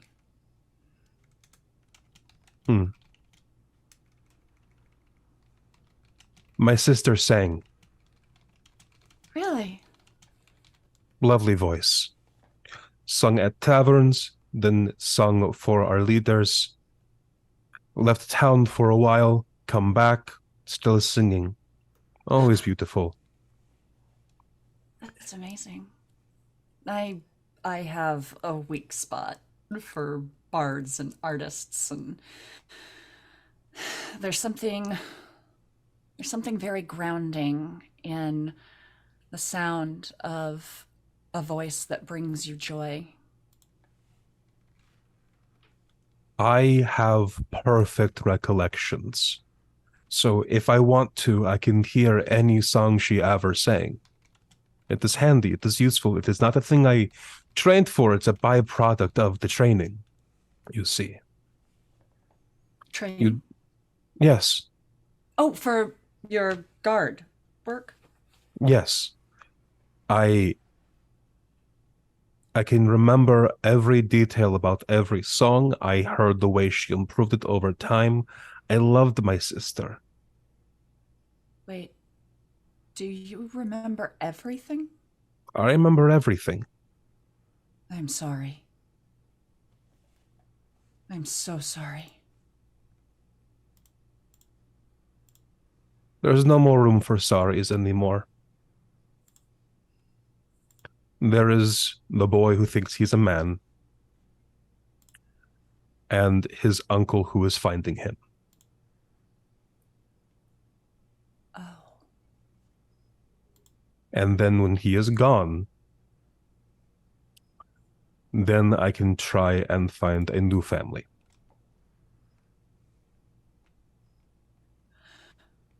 I don't know his name. And I can't promise to return soon. But if you need help, I'll help. I don't know if I'll need help, but it is appreciated nonetheless. Yeah.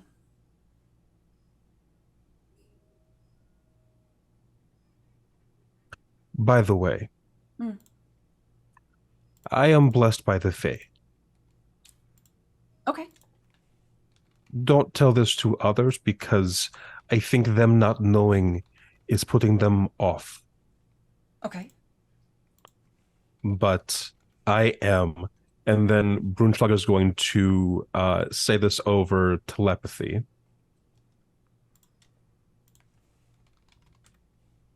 And I guess Zoom chat. Oh. Oh, God. It hasn't been scrolling. Yeah. I kind of figured from what you said earlier. Thank you. You shared the food. You shared your campfire. There's hospitality all around. There is hospitality here. And hospitality is returned. So why are you looking for a crystal? Because the entity you saw, the large eye, it is trying to come into this reality, like I mentioned earlier. And this crystal is part of what we need to try to prevent that from happening. We've gone around and gathered some of them, but this one is probably the scariest we're going after. Are you familiar with the sovereignty? No. Do you know what an aboleth is? Yes. The sovereignty is a group of aboleth. I don't know that much about them, but they're believed to live in the Sea of Fallen Stars nearby. And I had a vision, and I saw something crash into the Sea of Stars. And that's why we're here. We discovered that the item we need is somewhere here. And once we have that, we have one or two more to gather, and then we try to stop everything. It's a Why lot. you?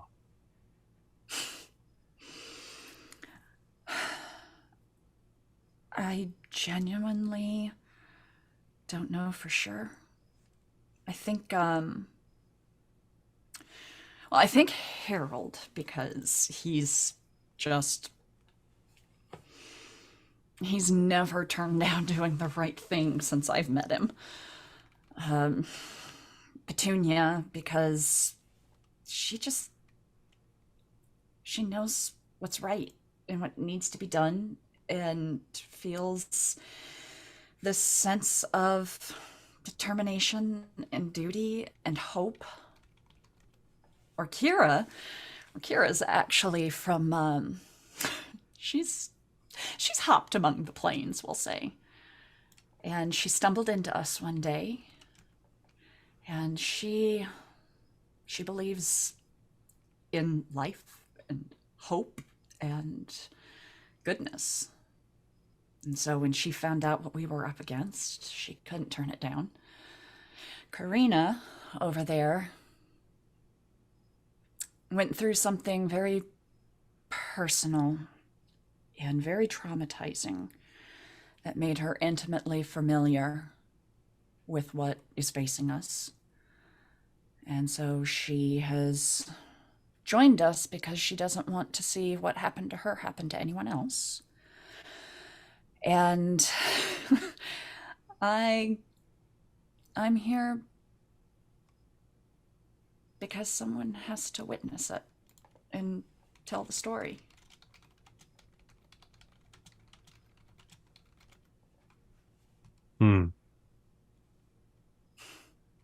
That's what I tell myself. I'm also here to hit stuff.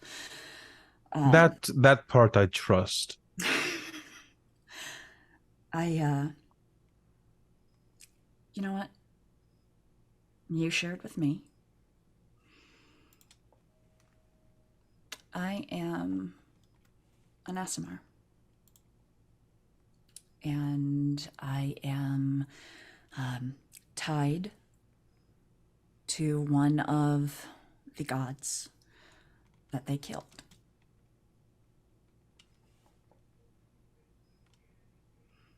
So it's kind of personal.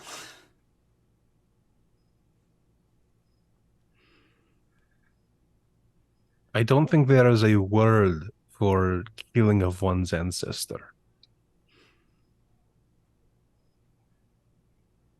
I don't know of one. But it's one of those things that I recently realized if I don't compartmentalize and deal with what it's done to me, I'm of no use in what we're doing. So you swallow it and you move on. And you just think of one thing. You hold onto one hope. And you let that guide you.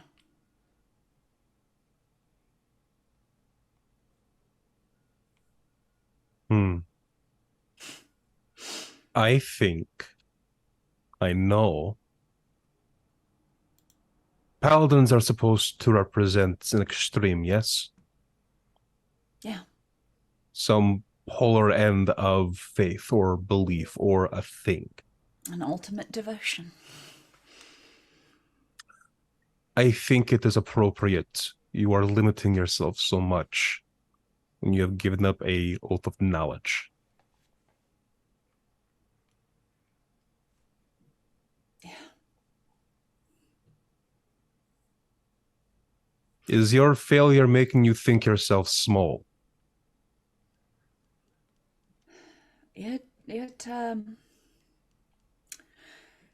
It makes me think myself incapable.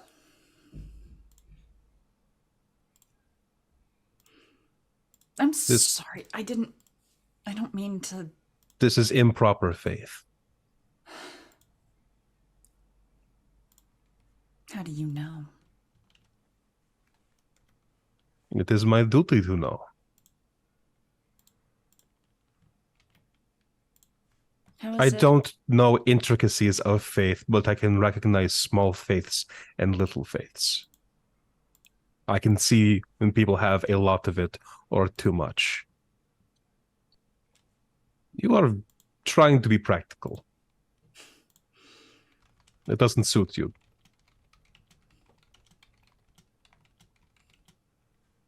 I don't know. I don't know what else to be at this point, honestly. You first. You've been searching for a while. You've certainly run into frustrations and setbacks. Heartbreak. How did you move past it? I don't. I had a sister. I will have a nephew. I see. These are not things I believe, these are things I know. I will find him, and either I will kill him, or he will kill me. I don't want to kill him, but one of us has to go. This is not a matter of belief, this is a matter of me knowing. Would your sister approve of this path?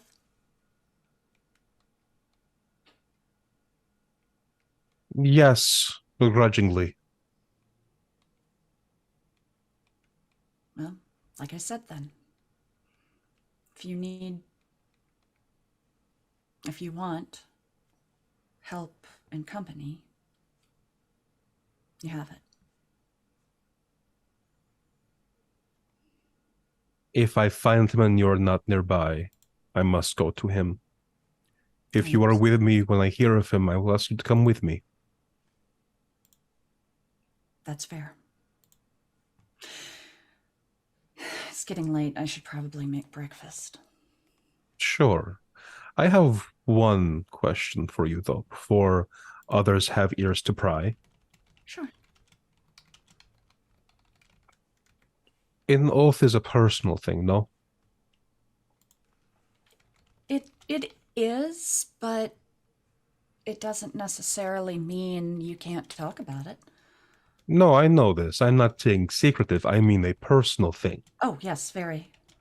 Much like how I have an arm. Yeah. It is mine. Yes. If someone says they don't need my arm, I don't lose my arm.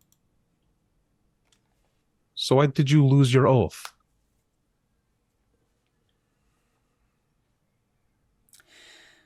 Because I realized that I hadn't actually sworn that oath to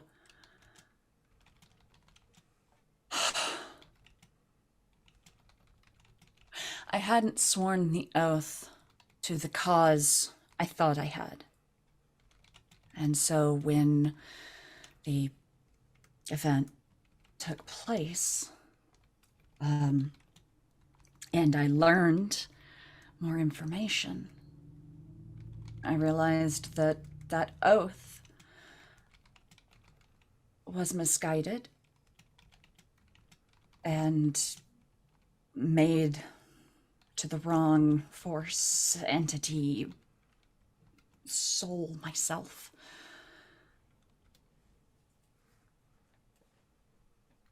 And I realized at that moment that there was something driving me far more than just wanting answers. So what do you want? Wrong. So what do you want? To right a wrong. I did something terrible. And I want the people responsible for putting me in that situation to pay for what they've done to myself and countless people. They've done this. They've put so many people through the agony and torture that I endured. And I can't let that go. So you let go of divinity to do this? Not exactly.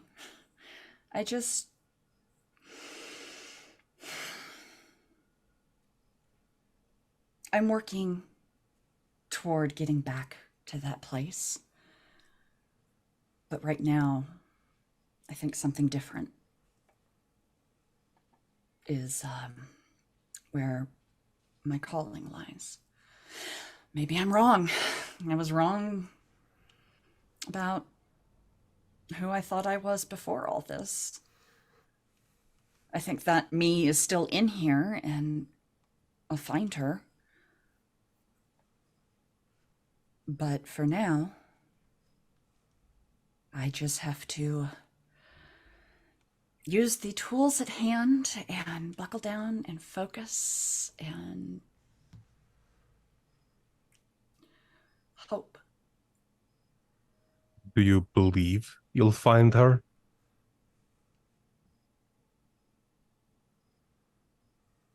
Her? You.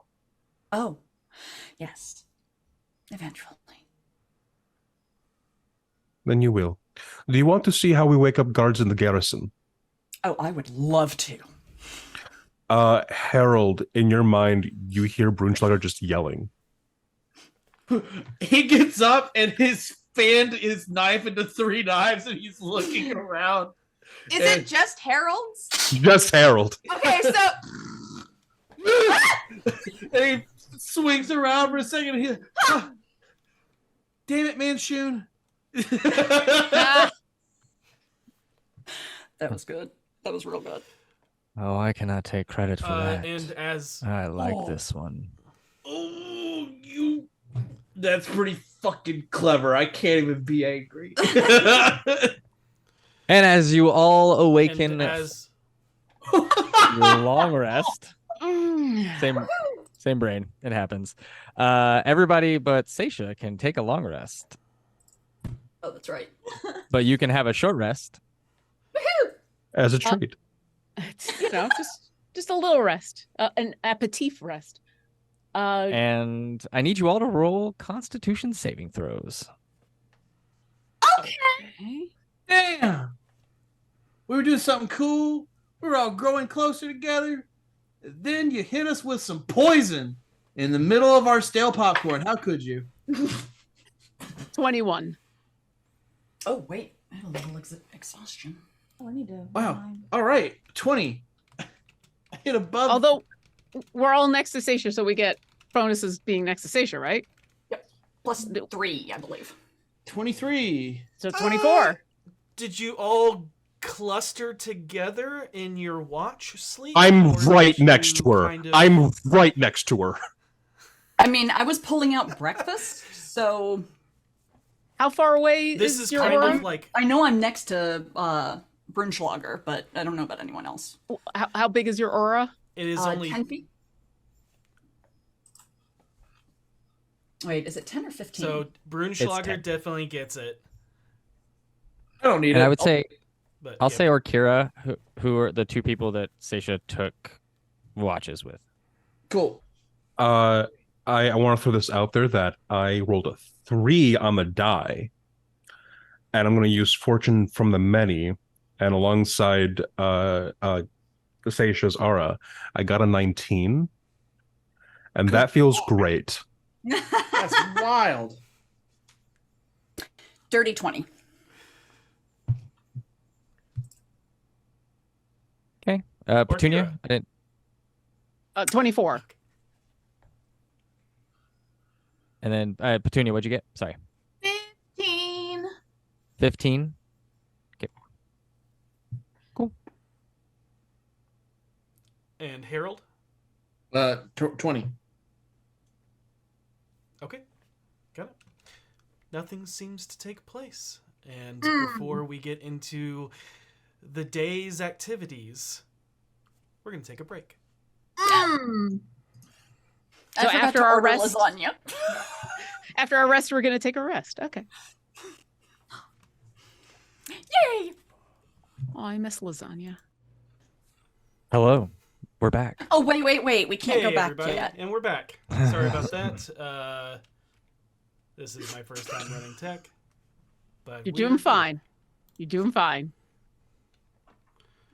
You're doing great. Too late. I'm very proud of you. I was sipping. So,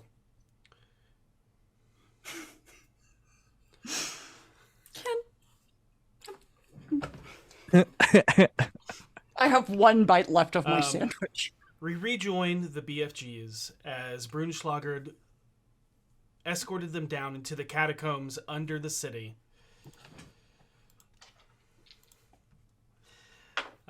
And as they entered down there, they found the old hidden cathedral ruins to a group of Bane Knights that worshipped his son, known as Iaktu Zim. But what was really important about that is that the inscription below the statue they found reminded Brunschlager of a time where he met Vinley Galanodel on an island in an area of the inner sea where a specific Jathaman dagger was stolen from the heart of Gorum, also known as the Boiling Mud, before Bane himself was killed by a familiar figure, where Brunschlager also mentioned a vision he saw of Awpincer being corrupted by the Cult of the Eye. After many discussions and everyone breaking up into watches, they all stayed up. Harold and Petunia playing I Spy, Orkira and Seisha having moments of bonding, and then Seisha foregoing a long rest in favor of making sure that their new friend is not the only one watching them as they sleep, as we may have instilled some paranoia into our players, and you can't even trust guest players. You can ask Ray about that. You can ask all of us about they that. seem to bond Just over on. shared trauma and tragedies. But We miss you, Ross. We're besties now, so it's okay. But they had deep conversations before finishing a long rest, where something happened but didn't happen. I mean, as far as we know, nothing What are happened. you all doing? Hating you so much right now. Hey,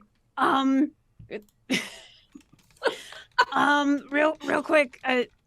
So Seisha and I talked last night a little bit about how we're going to this place that is gonna be bad for spells, like yesterday, but we should still be prepared. And I was kind of wondering, would you prefer that I be able to find people or things? I can do both. So, Would you like a backup for either of those?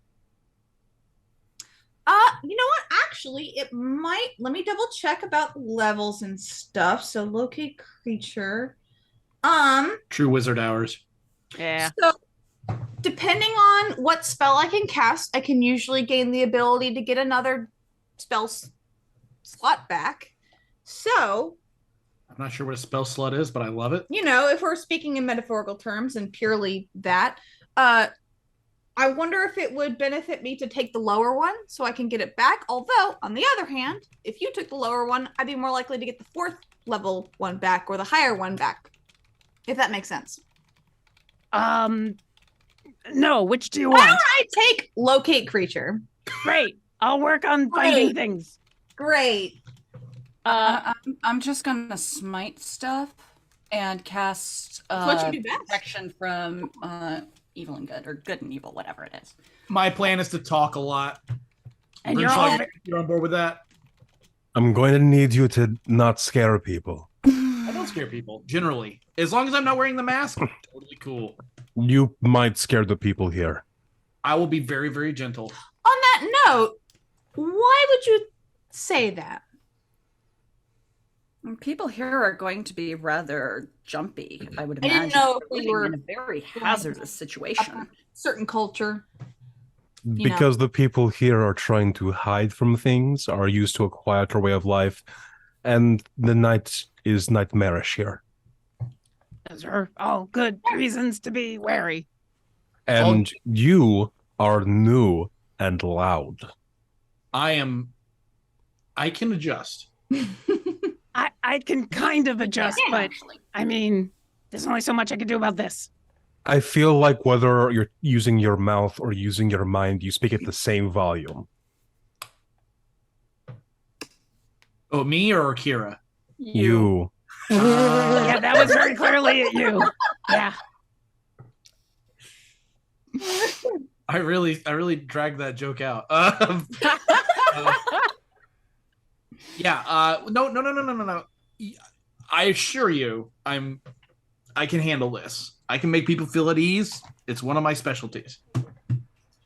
I'm gonna. I've watched Harold literally put hundreds of people who just watched their city get leveled by a monster beyond comprehension take comfort in his presence and stability that We don't he have to tell him can about bring. that. That's. I too by the have way- seen cult behavior, yes.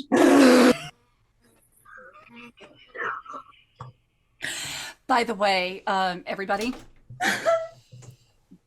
I'm good with Brunschlager. Cool. I mean, we figured because you're still alive. And also, he's still alive. That, yeah. Well, Oh, again, Brunschlager. I really don't know who would win in a tangle between you two, and I don't want to make those sort of bets. Again, just the non-human, vaguely human face just turning to you.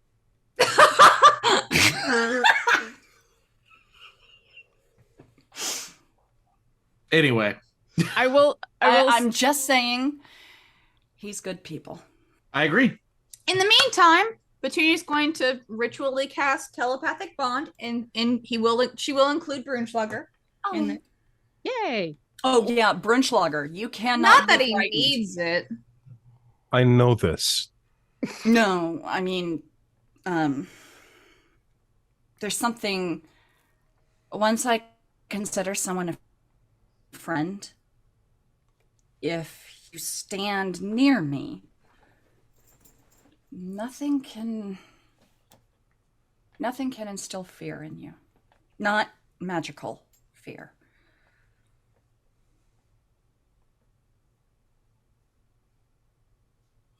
Oh, I'm glad no. that you have such high confidence. Anyways, with the people here, softer voices.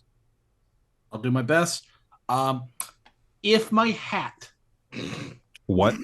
if my hat, sort of pushes me in a direction, there's the possibility that instead of being really, really nice, I'll scare the shit out of people. I'm going to try to hold off on using the hat, but the hat's really, really like it wants to so badly. Is this why Karina likes to go off on her own? Yeah. How much do you weigh? How much do I weigh? Yes. 180, 170, 160, somewhere in that area. I haven't checked. I don't like to look at. What? You weigh less than Easy. me too? I'm a willowy half elf. I guess that's fair. Easy. Okay. Are we good to move? yeah. We're just gonna wait for Petunia to finish the thing, and then, yeah. And I'll say, Brunschlager, you'll notice that as Orkira sits down and we're doing the rituals and she starts preparing her spells, she's opened up a book and is starting to mutter under her breath. And both the book and her muttering are in primordial. I just off note, breakfast is incredible. Oh, Oh. best meal of the day. It is the sort of breakfast you would expect at a house of wealth. So there's like steaks and eggs and country ham and the whole 9 yards. Lobster chunks in the eggs. There is a lobster omelet. And In I between- slide it directly in front of you and make prolonged eye contact as I do. I stare. There is a level of understanding between them that's kind of lost on everybody else that doesn't know about the vase. And Harold will, without looking to Brunschlager, is like, "Hey man, you like lobster?" And just slide the omelet to you. I was gonna say, Brunschlager's already like tugging eating telekinesising the omelet up and to and underneath the chainmail curtain. You're just pushing an empty plate towards Brunschlager. Oh, save me one of those. And I'm going to grab a muffin. You know what? I'll grab an egg. Just grab an egg that's done with my claws and just be munching in between prepping spells. I don't have a lot of time. Is there anything we want to cast here before we go there? Can you death ward anybody? Both her hands light up with fire. She'll slam shut the book and yeah. Who wants one? Harold. Harold and you. Man, Harold or you. I mean, I can do both. I mean, you can bring people back, so you need to stay alive. That's my thought. feel a little better. That makes me The feel a two lot of better. you, because I'm limited on time, so the two of you make more sense. Limited on I have a minute that I can get somebody back. Oh, got it. Okay. Yeah. Oh, that thing. Okay. All right. I got very confused for a Yeah, it moment. sounded a lot more dire. Like I'm on limited time in my lifetime. Yeah. Well, we all are we not? Yes. We're Depends on who kind you are. of going up against an elder evil. I think we're all limited. And Brunschlager, you're limited by association and your own reasons. So, Oh, well. Fuck you in particular, then, I guess. Harold, we're buddies now. speaking of segue, is there anything people need me to divine while we are in a moment of security? Because I can do various different things: augury, divination, find the path. Anything we need to get out of the way while we're here. Yes, they speak a local dialect here. Oh, I can just cast tongues on that then. What You do can they cast speak? what now? Tongues. Tongues. The spell is called tongues. It's, That's disgusting. But It's accurate. I didn't name it. What dialect do they speak? It's mostly primordial. It's mixed with Chundath and Jamdathan. Oh, I don't know the last two, but I know the first one, and I know Karina also knows primordial, but she's staring deep into the eyes of her crow. I so- wasn't going to ask about bird business. Bird business is private. she, You know she what? did It's best. sleep. She I did wasn't sleep. going to ask about that either. Bird business is private business. That's very, Respect. very smart. Yeah. If I just speak primordial, is that going to be enough? Probably not, but you'll be as well off as I am. Some of them speak common, but not enough for everybody to talk regularly. Okay.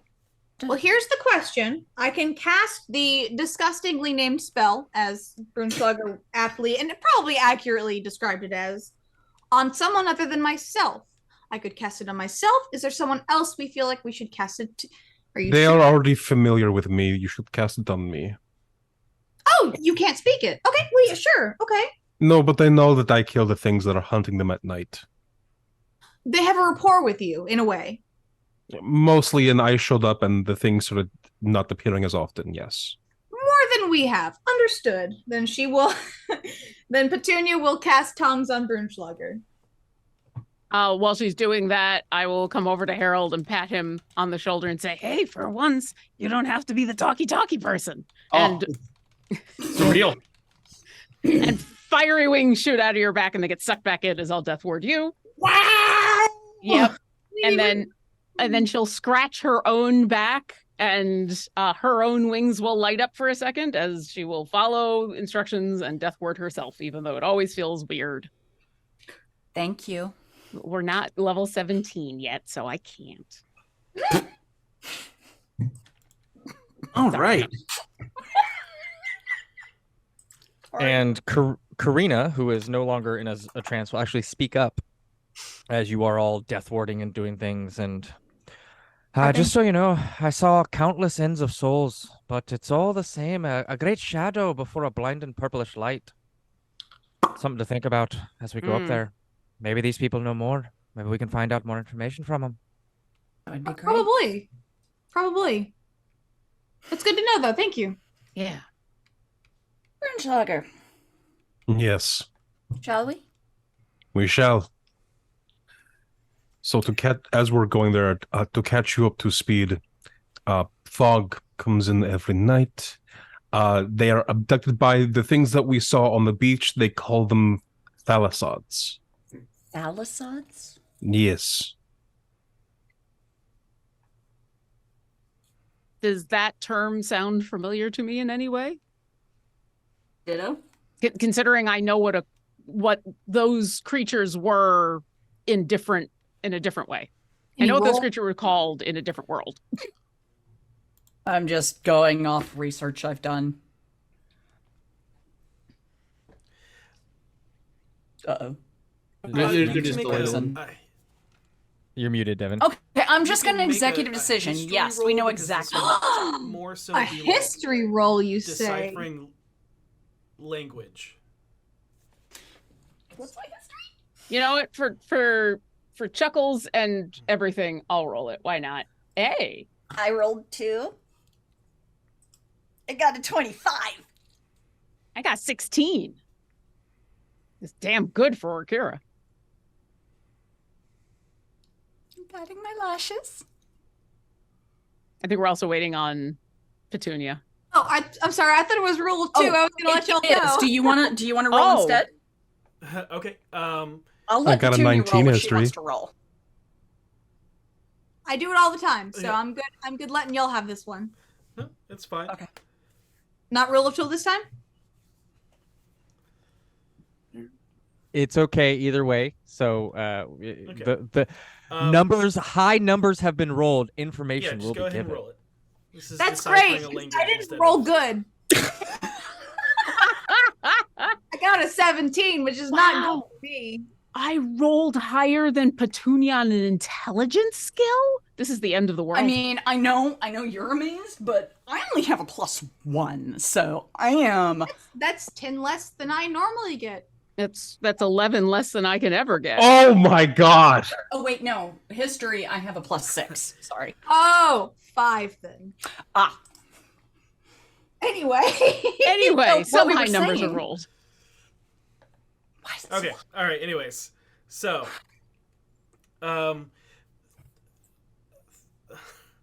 thalassades, for those that you rolled high enough, which is basically everybody but Petunia, roughly translates to fish people or tideborn. Oh.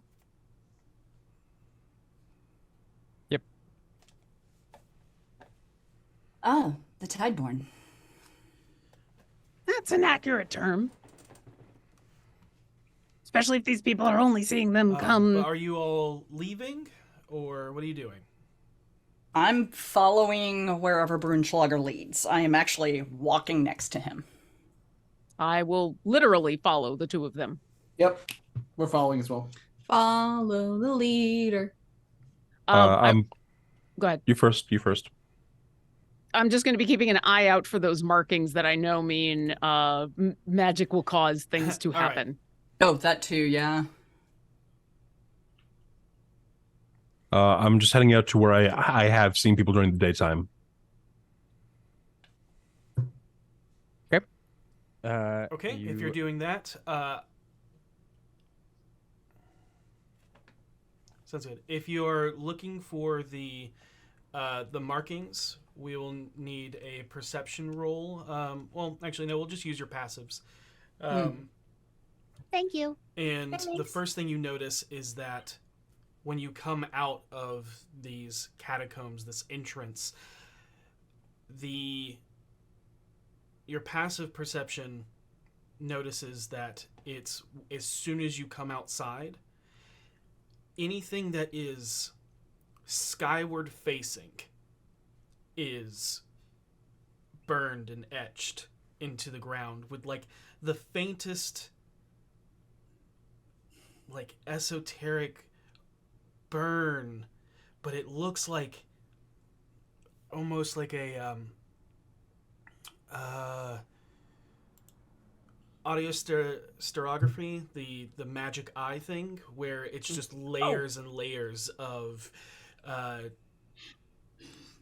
Wait, Petunia unfocus your if you eyes. point it out to Petunia and she spends the time to look at it, would instantly recognize it as written deep speech. Oh. Are you doing this? Oh yeah, I'll point it out to everybody as soon as I see it. We step outside, I'm like, well, crap, and I just point at it. Did I hear deep speech? Is that what you said? No, you read. After we point it out, you read deep speech. Okay, I can read that.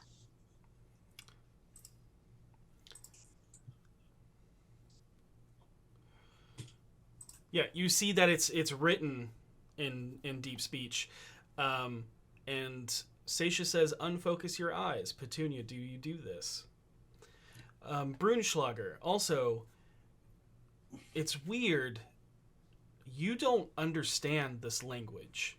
However, there's a pull of threads at your natural telepathy that, if you so wished, could possibly decipher it. But I need to know if you're trying. I'm going to look at Petunia. Did you cast eyes on me? Tongue, not eyes. But she didn't. No. Let me double check the actual things of the spell, because that's actually a very valid question. Now that I'm thinking about the way you phrased that, hang on. I'm gonna pull on the thread. Ray, are you going to look at it as well? Yes, I am going to look at it as well. I will unfocus my eyes. Hi. Aww. Okay. It's a catalyst. Hears. You can understand the languages you hear. I think it's his psionic ability that's allowing him to do this. Okay, got it. I just wanted to clarify the spell. Wow, that just restarted my brain. Okay, so Petunia and Brunschlager, I need you to make a madness saving throw. Oh no. And in order to do that, Paladin, if you have not seen, is an average of your intelligence and wisdom saving throw in half. Oh, I don't like that. Do I add Seisha's aura? No?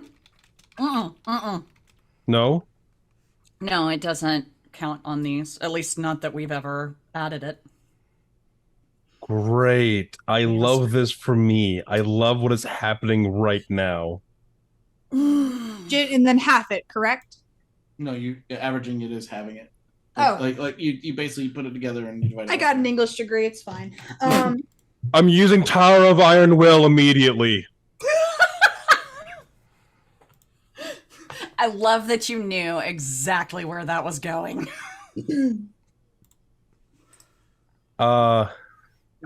Okay.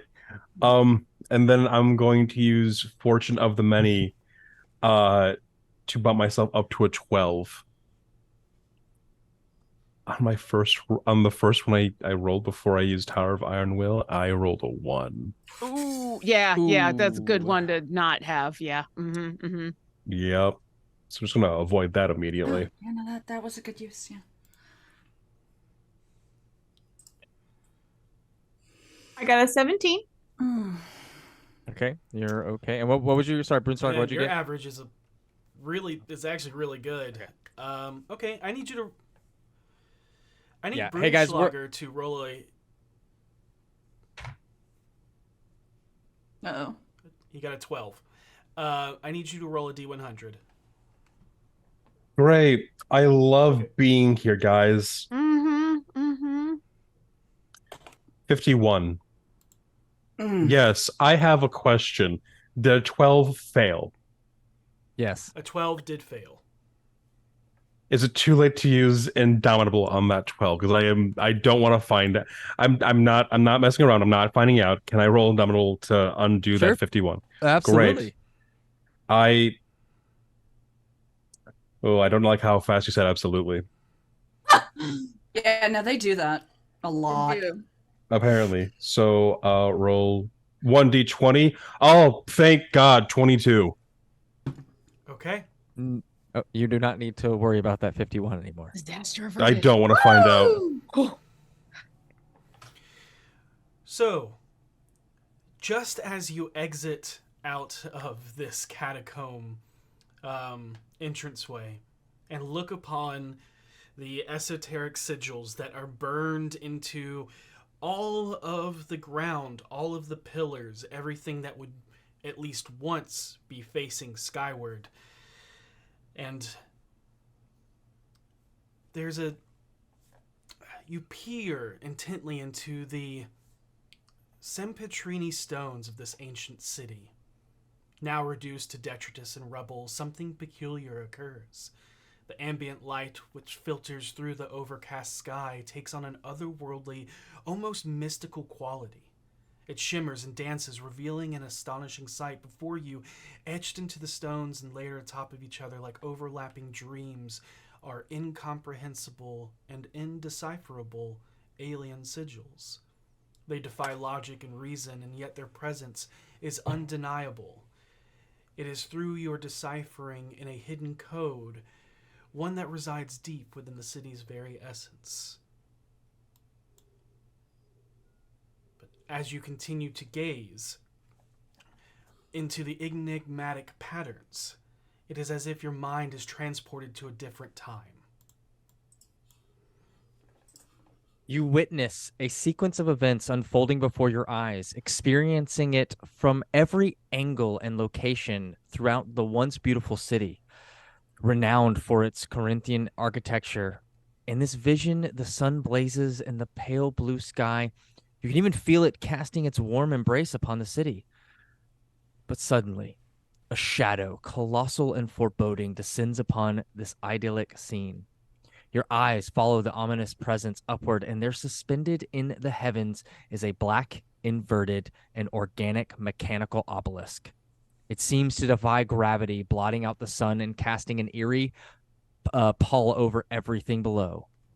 Your heart quickens as the obelisk begins to fracture into sections, each piece floating and rotating around the massive monolith like a macabre dance.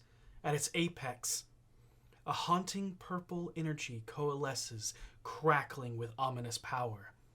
Through the eyes of another, a witness in the distance past, you feel a mixture of fear and mesmerized awe transpire across your own face through theirs. And then, in a blinding flash, everything is engulfed in a searing plasma energy beam, a color out of space. The entire city is bathed in alien light, and you feel 1,000 forms vaporized instantly. Yet it feels like an eternity of your blood boiling and your skin melting layer by layer before you eventually disintegrate like dust in the wind. For others that survive the pain of the blood boiling remains as you feel your body mutate and convulse as it painfully transmutates into something with similar and scalier skin, and you feel the air around you begin to choke and suffocate you. Your vision fades, leaving you with an indelible memory of a time long past, shrouded in enigma and dread.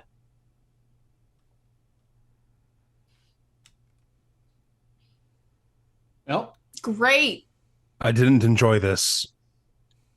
Didn't happened? enjoy what? Are you guys okay? It comes with deep speech. It's never good. I don't know why I learned it. That was awful. It was. I'm glad someone understands. I wish I didn't. I don't like that. I'm What sorry you happened? have to. Oh. Petunia, what happened? We just, if Brunschlager saw the same thing I did, it was What did you not s- pleasant. What did you see?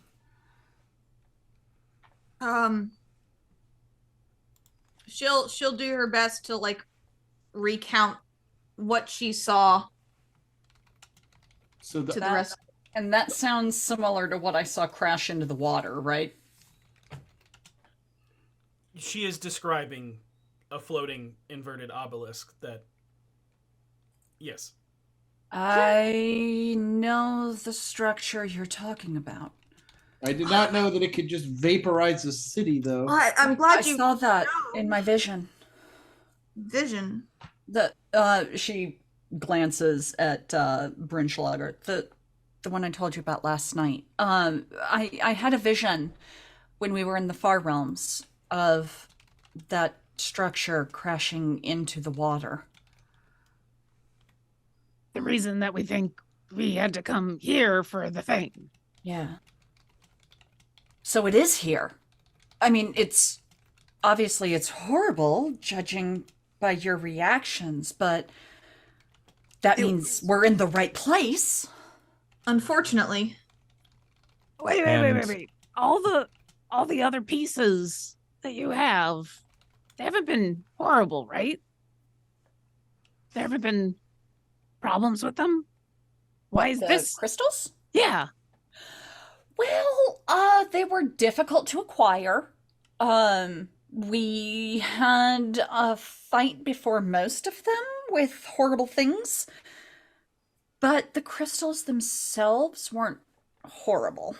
Okay, so the big scary obelisk thing is holding the crystal. That's Is not somehow I think the big solid thing has to do with the sovereignty.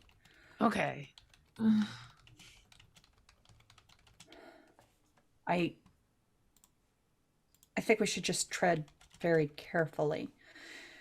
From what you described, it sounds like you saw what led up to my vision.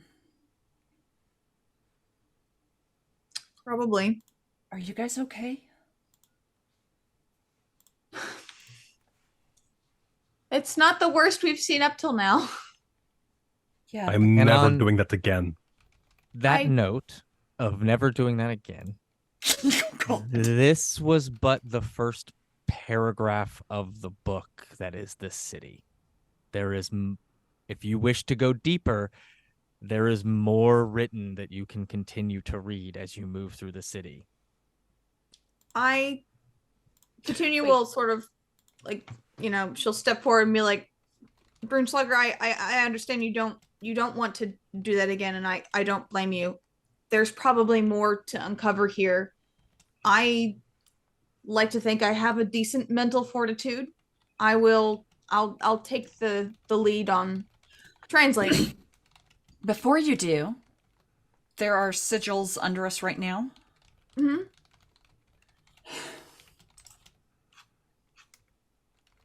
I feel like it's worth risking.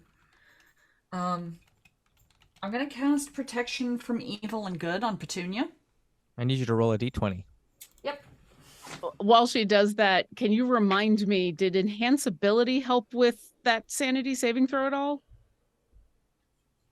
It would give advantage on it because you could enhance one of the attributes. I would allow it to give it advantage to roll against it because it is a homebrewed saving throw, so there is no actual saving throw for it. So I would say that you can.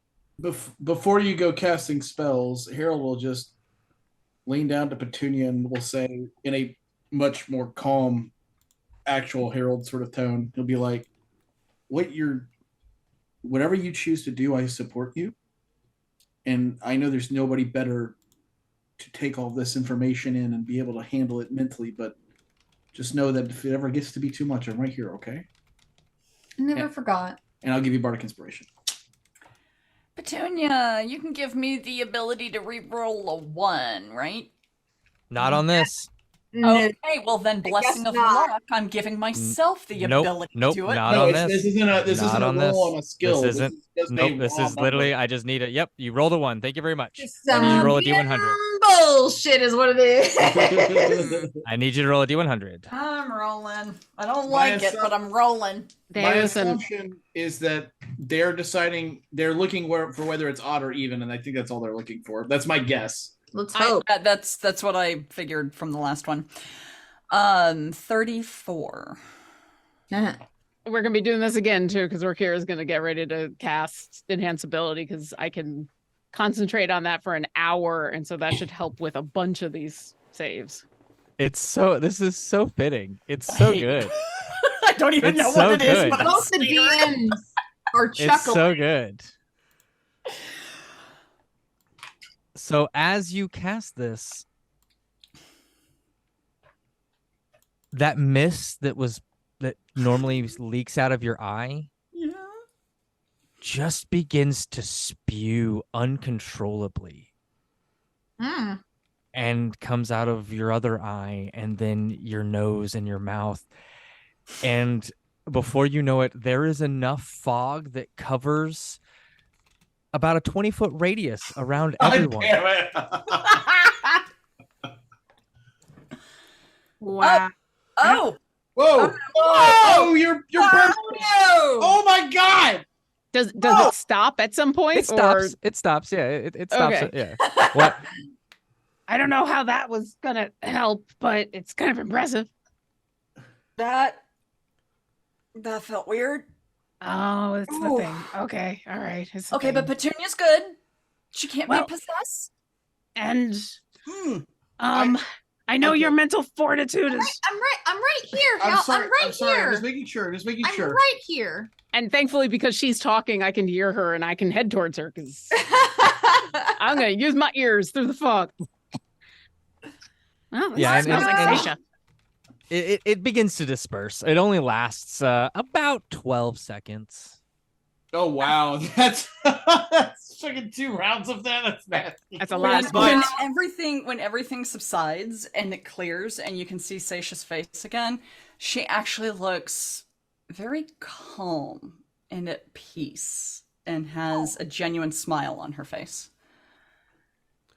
For the rest of you, unlike last night where the fog was lightly obscuring everything and just made perception difficult, this fog was so intense and thick, it blinded you all for the duration that it was there. Well, that was a thing. You know, it felt bad at first, but then it felt right. Well, that's good. Temporary. Are we sure we want to be casting any more spells? No. Listen. Yes, and I'm going to touch Petunia on her shoulder. I love Orkira so much. I need to timestamp this. And you'll hear her say a couple words in primordial, which will be punctuated by her making the noise of an owl going whoo whoo, and you now have the advantage on wisdom stuff because I had to pick one, so I went with wisdom. Yeah. And you need Wisdom and checks and saving throws. And I'll be concentrating on that for the next hour. And here's my D100 roll. Nope, D20. Or D20. I rolled the right thing. I said the wrong thing. That's a natural 20 though. Hey! Okay. Oh! And so Orkira casts this and then just like freezes. Nothing happens. Okay, I guess not that time. Odd. All right. If it gets too much, because that sounded like it was real bad, and if it continues to be real bad like that, just stop. You don't have Yeah. to get all this. It's just like the worst horror novel I've read. I'm sure we'll be fine. That's still pretty bad. So, but I trust you. I read a lot. I read a lot. But as you all come out, you look upon the enigmatic city bathed in the golden light of the day's morning sun. A haunting beauty emerges from the shadowy contours of its ancient ruins. The black sand beaches, kissed by the restless waves of the Mediterranean Sea, offer a stark contrast to the aged structures that rise like sentinels, hinting at a forgotten glory now shrouded in the mists of time. And amidst the fractured remnants of a once glorious Venetian and Grecian architecture, point a tale of survival unfolds. A stark juxtaposition to the world you met last night, yet still holding the weight of its dark past in your mind.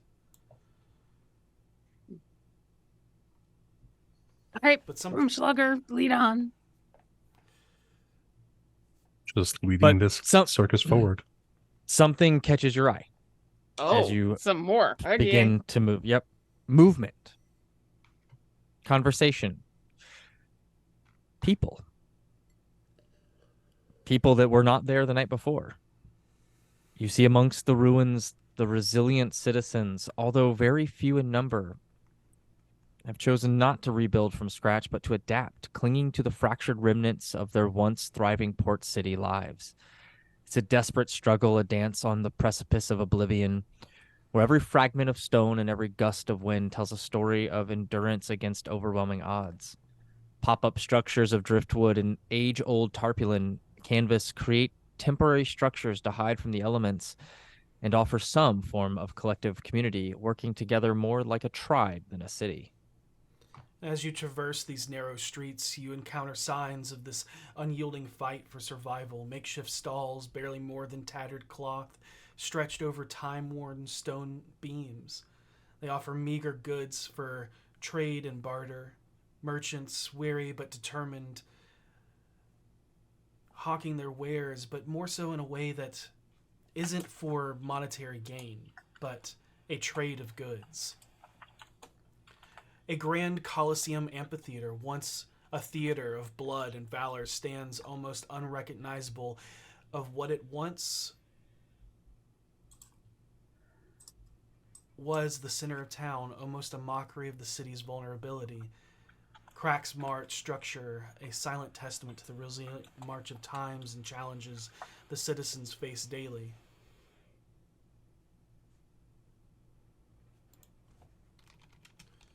And continue, sorry. But a somber hush blankets the ruins of the once glorious metropolis as eyes begin to look in your direction, with polite smiles on their faces and a little confusion in their eyes. For Harold or Kira and Seisha, your passive insight sees something different. Instead, you notice an unsettled foreboding and fearful worry glazed over with a polite disposition, trying to mask their feelings. However, just as unsettled as they are of you, those of you with keener eyes also notice other aspects that send shivers down your spine and put a lead weight in your gut. Through the majority of the people here, you notice distinct scars and physical deformities they try to hide on their body with weathered clothes, cloaks, head wraps. You see that in the eyes of many, these coverings with simple, just like simple natural ways to keep out of the sun of shadeless environment. And if anybody wants to roll insight or perception to gain more knowledge, you can. Insight. This will be rule of 2. I would like to roll a perception. I don't know who's already rolling besides Seisha. Got it. Okay. I'm rolling perception with advantage. Thank you, Shield. Oh, never mind. Is it rule of 2 on each, on an insight and a perception, or if we got 2, I should back off? No, so each roll has its own separate 2. So 2 people can do perception, 2 people can do insight. Cool. I'll do an insight. Cool. Why not? I'll do perception 23. Not my best. Oh no. What up? Perception 24. Nice. What's that insight, Harold? It's very slow. It's still rolling. I gotta reopen my stuff, but I think it's gonna be a 10. Yeah, it's a 10. Yeah, it is a 10. I have to just reopen it. I apologize. That's why Ray was going, oh no. 31. Nice. Oh. Okay. Insight. Okay, we see you, bitch.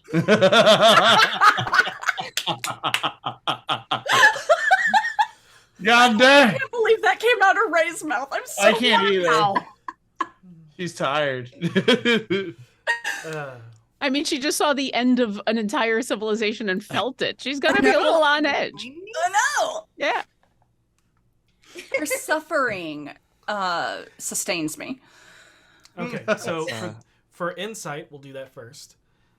The citizens' worry and fear seems to be all directed towards Brunschlager first, and then the rest of you second. Some of them are furious and some of them are panicked, but all seem to stem from the base emotions of fear and worry, and you see them all begin to murmur to one another. And for perception,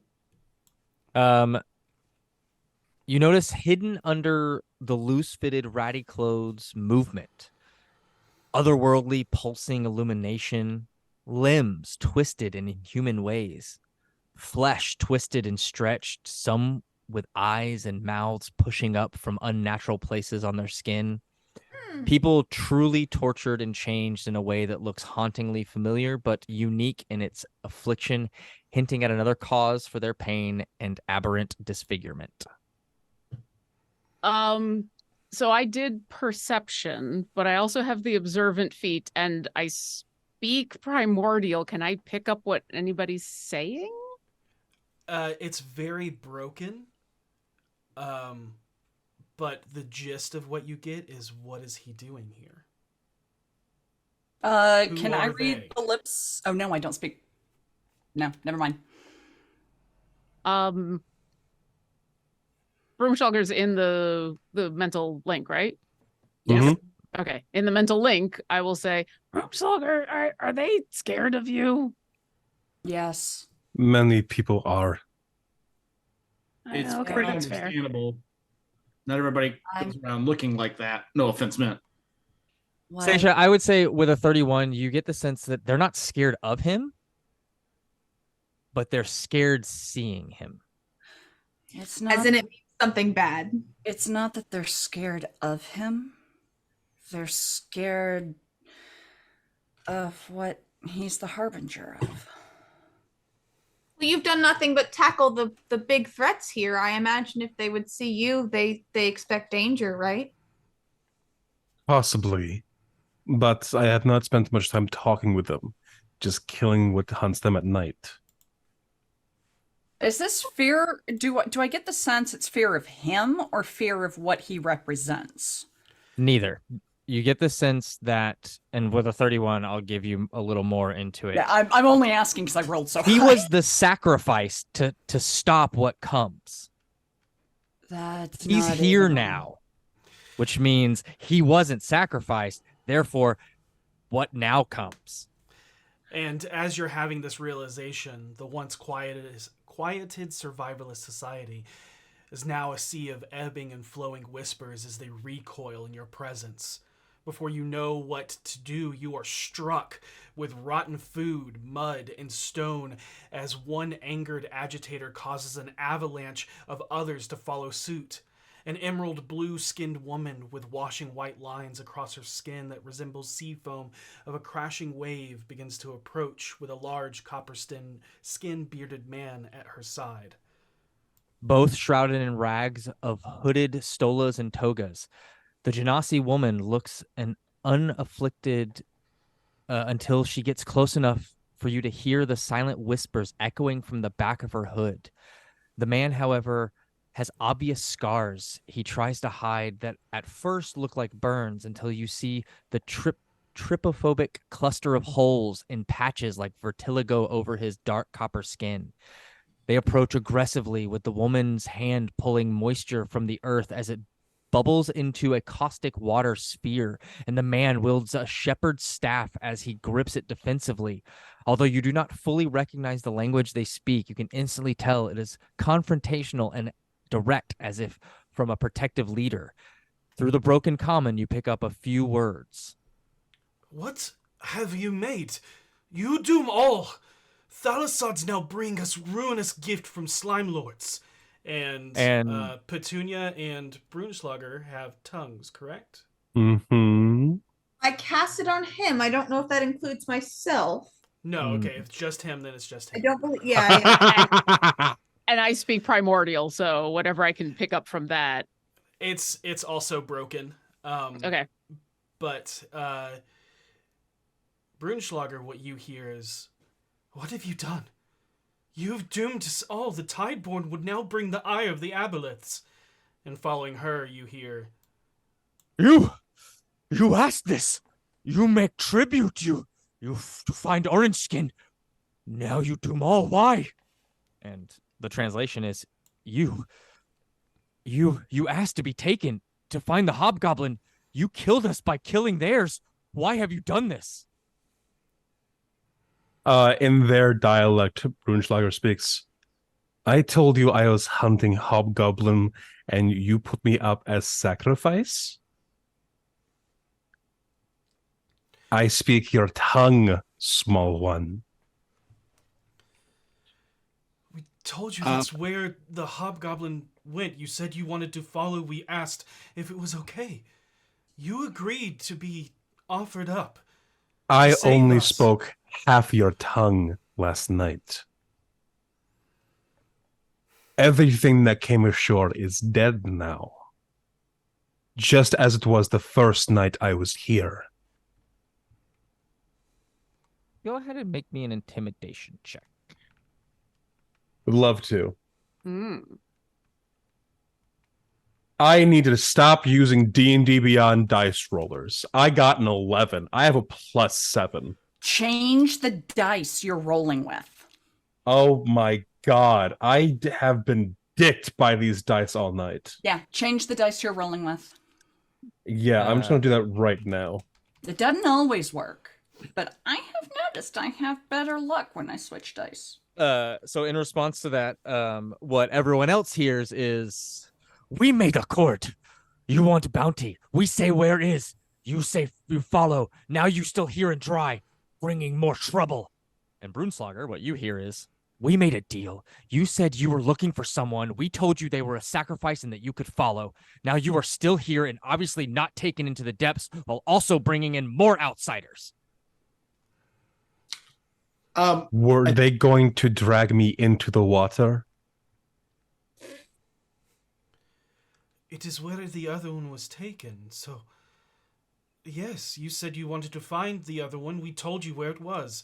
And you all, your passive insights can feel that this is getting way more confrontational. I'm going to lift my hands gently, and I'm going to use the finest bucket in the gaff. I'll roll a D100. On a high, it's an intimidate. On a low, it's a persuasion. Like it matters. A 38. All right, cool. So I'm going to try to calm everybody down. As you see my hat shift into a hood matching theirs, I'm going to say, let's see what my roll gives me so I can roleplay this correctly. 28. And I'm going to say, trying to follow their dialect as best I can. Before you do, as I see Harold literally, about to do his thing, I will just like reach over and cast comprehend language on him. Oh no. Roll a d20. Sure. No. Look, man. It's a good move. It's a good move. Well, No, I don't think it is, because if something goes wrong, yeah, it's a game. Nothing happens? she could turn into a monster. That's all I'm saying. Hey, She's a nice lady. Okay, so I have comprehend languages now, so I kind of catch all. Does that allow me to speak to them? I believe it allows you to. You understand what they're saying. You understand cannot them. speak. Okay, that's fine. But they also seem to be able to understand common enough. Yeah. But maybe not be able to express it as clearly. I'm going to lift both hands gently and be like, I understand that people are upset. Let me go ahead and try to clear the air here. This individual is not the one who brought us here. We just happened to meet during all of the altercation that was happening. We didn't understand the situation with sacrifices, but I can say with absolute certainty, there's no way we're going to let anything come in here and do any more damage to you or your people, and that is not our intention to let that happen or cause that to happen. If there's anything we can do to all kind of come to one simple understanding, I'm certain there's a way we can help each other out even further and smooth this all over, keep you all protected, and allow you to continue to live your lives in whatever way you wish. I assure you, there's nothing here that needs to become confrontational. We all want to help each other, and I think we have the means to do that. Go ahead and make your persuasion roll. You have the He did. advantage. Yeah, You got a Oh, 28. that was the 28. Yeah. Got it. And you see the woman who seems to be kind of a leader, but there's not any like regalia that marks her in any way above anyone else.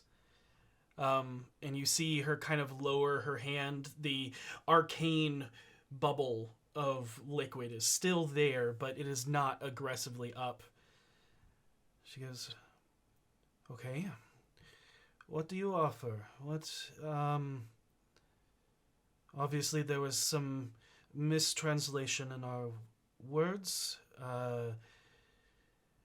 If you can understand me now, then... Yes, I do.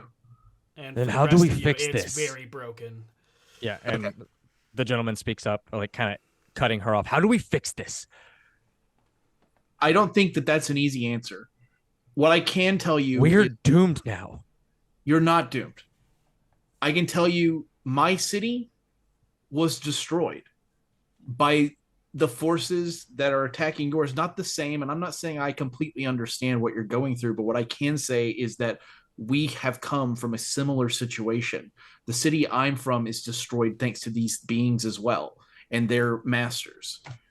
We came this way to try to deal some damage to them and stop them from doing more of this. I can't promise anything, but I can say that we fought the abelisks before and won. And we're willing to do that again. Give me another persuasion check. Sure. No As advantage you on are- this. Nope, as you are in a skill challenge. Sweet. 29. Hoo-hoo. That's hot. You say that you've faced these slime lords before. So Yes. you know the Elder One. And I'll point towards my eye as if like questioning, like this right here. Is that in common or primordial? It's broken, so you'll probably get Elder. You got Elder 1. Yeah. Yeah. So, but that is kind of like what she is translating it to. And as you point to your eye, she'll kind of like cock her head and then be like, nod. Okay. But- Harold, like, But your insight picks up that like, it may not be exactly what you are referring to. right. It's something similar, but Um, I'll telepathic bond. I'll start translating. Yep. Sounds Katie's good. having a brain fart and can't remember if Katie knows what that means or if Seisha knows what that means. Do you guys know offhand whether you've mentioned to Seisha who that is? You guys know the Elder Eye? I know that. I'm talking about But- the Elder One. No. Cool. I okay. will say to her, the elder we know is an eye. If that is not what you're referring to, you may have knowledge that can help us help you. There are many of us in this.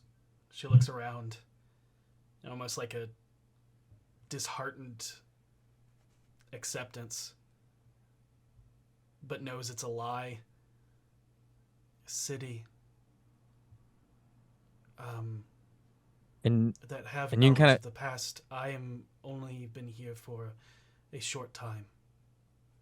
and then the man, and like you can see that like your words are hitting her, but that the one like copper skinned with the holes in his skin just is like, but that doesn't change the fact that he is here now, which means they did not get their sacrifice, which means they are going to come back tenfold tonight.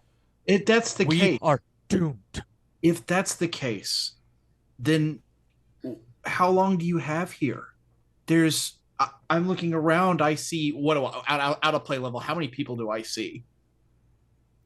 I mean, Uh, maybe a dozen, if And not I'm going like to a say- small handful. Yeah, I'm going to At say most, in this entire area, if you were to gather every single person, maybe 100. I'll But in say this area right now, yeah. if you give a sacrifice to these beings every single night, then it's only a matter of time before they win anyway. At It's some not- point, we have to stand up and fight. And I'm not saying that that's your job. You've already lost so much. I know what that's like, but I can say from experience that a city is only a place. It's the people that make the city. It's the people that build it back up. You guys haven't had an opportunity to get your feet back under you. You keep getting knocked out, and those beings know. They're a lot smarter than they seem. They know that by slowly picking you off, by promises made about sacrifices or seemingly doing less when they get their fill one person at a time, they make it seem like you're safer, but in reality, that's just playing into their hand. And I know that that sounds absolutely absurd and risky and dangerous. And with everything you've faced, there's no reason to trust me. But my city was destroyed. There was nothing we can do to stop them, and they just kept coming. And they're going to keep coming here. At least now we have an opportunity to stand up to them and do something. All of us will help you. None of us are going to leave you behind and let you face this alone. If we are the cause of them coming tenfold, then we will have to stay here and bring forces against them tenfold. That's my promise to you. We won't leave you. If you can help us and you can help my friend find the person he's looking for, then we can all work together and do everything we can to protect what's left. And then maybe one day this city can be a city again. Make a persuasion check. Sure. Would you like my 12? No, I don't think I'll need it because I'll give myself Bardic Inspiration because I'm Harold fucking Hovelton. Yes, you are. I fucking love this character. Yeah, it's a 33. Okay. Independent man. And you see her just kind of like knowingly look towards the copper-skinned gentleman, and then back towards you and goes, "They may hunt every night, but our offerings once every 10 days seems to be enough. There have been times when this town says that they have failed in those offerings. There are many in our town that you should probably speak to."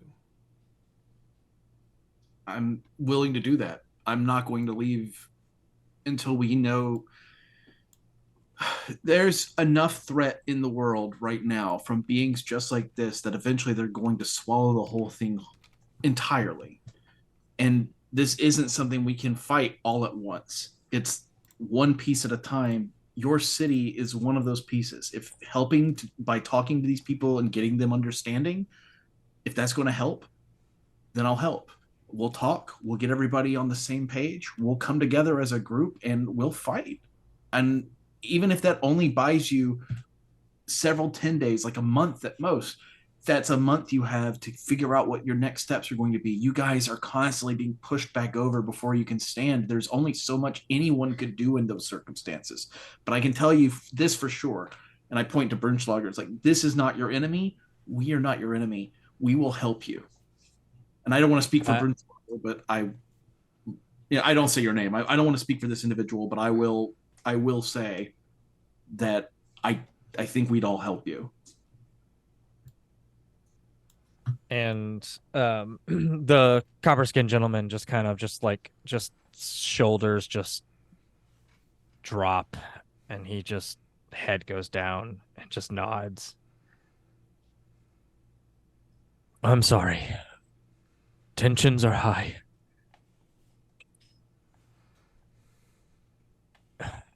And he'll look to you, Brunschlager. The one that you sought was taken a 10-day ago. He was our last sacrifice. Did you make him go, or did he go himself willingly? Willingly.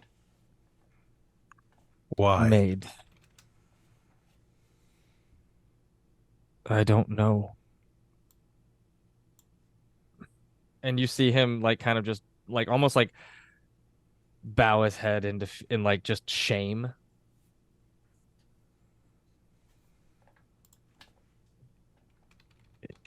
It was not willingly. It was.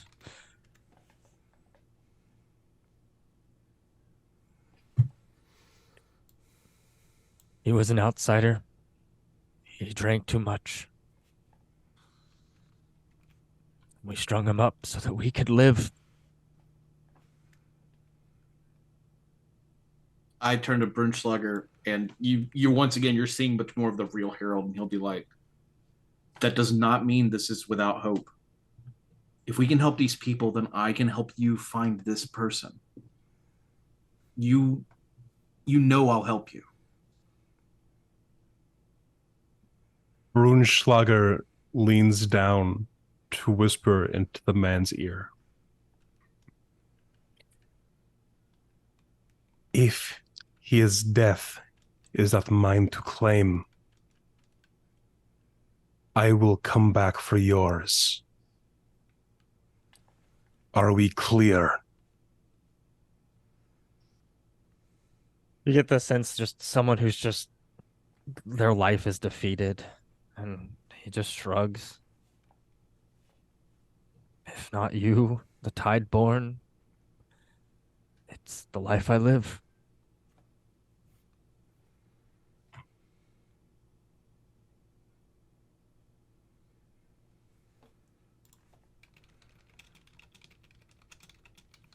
Stacia,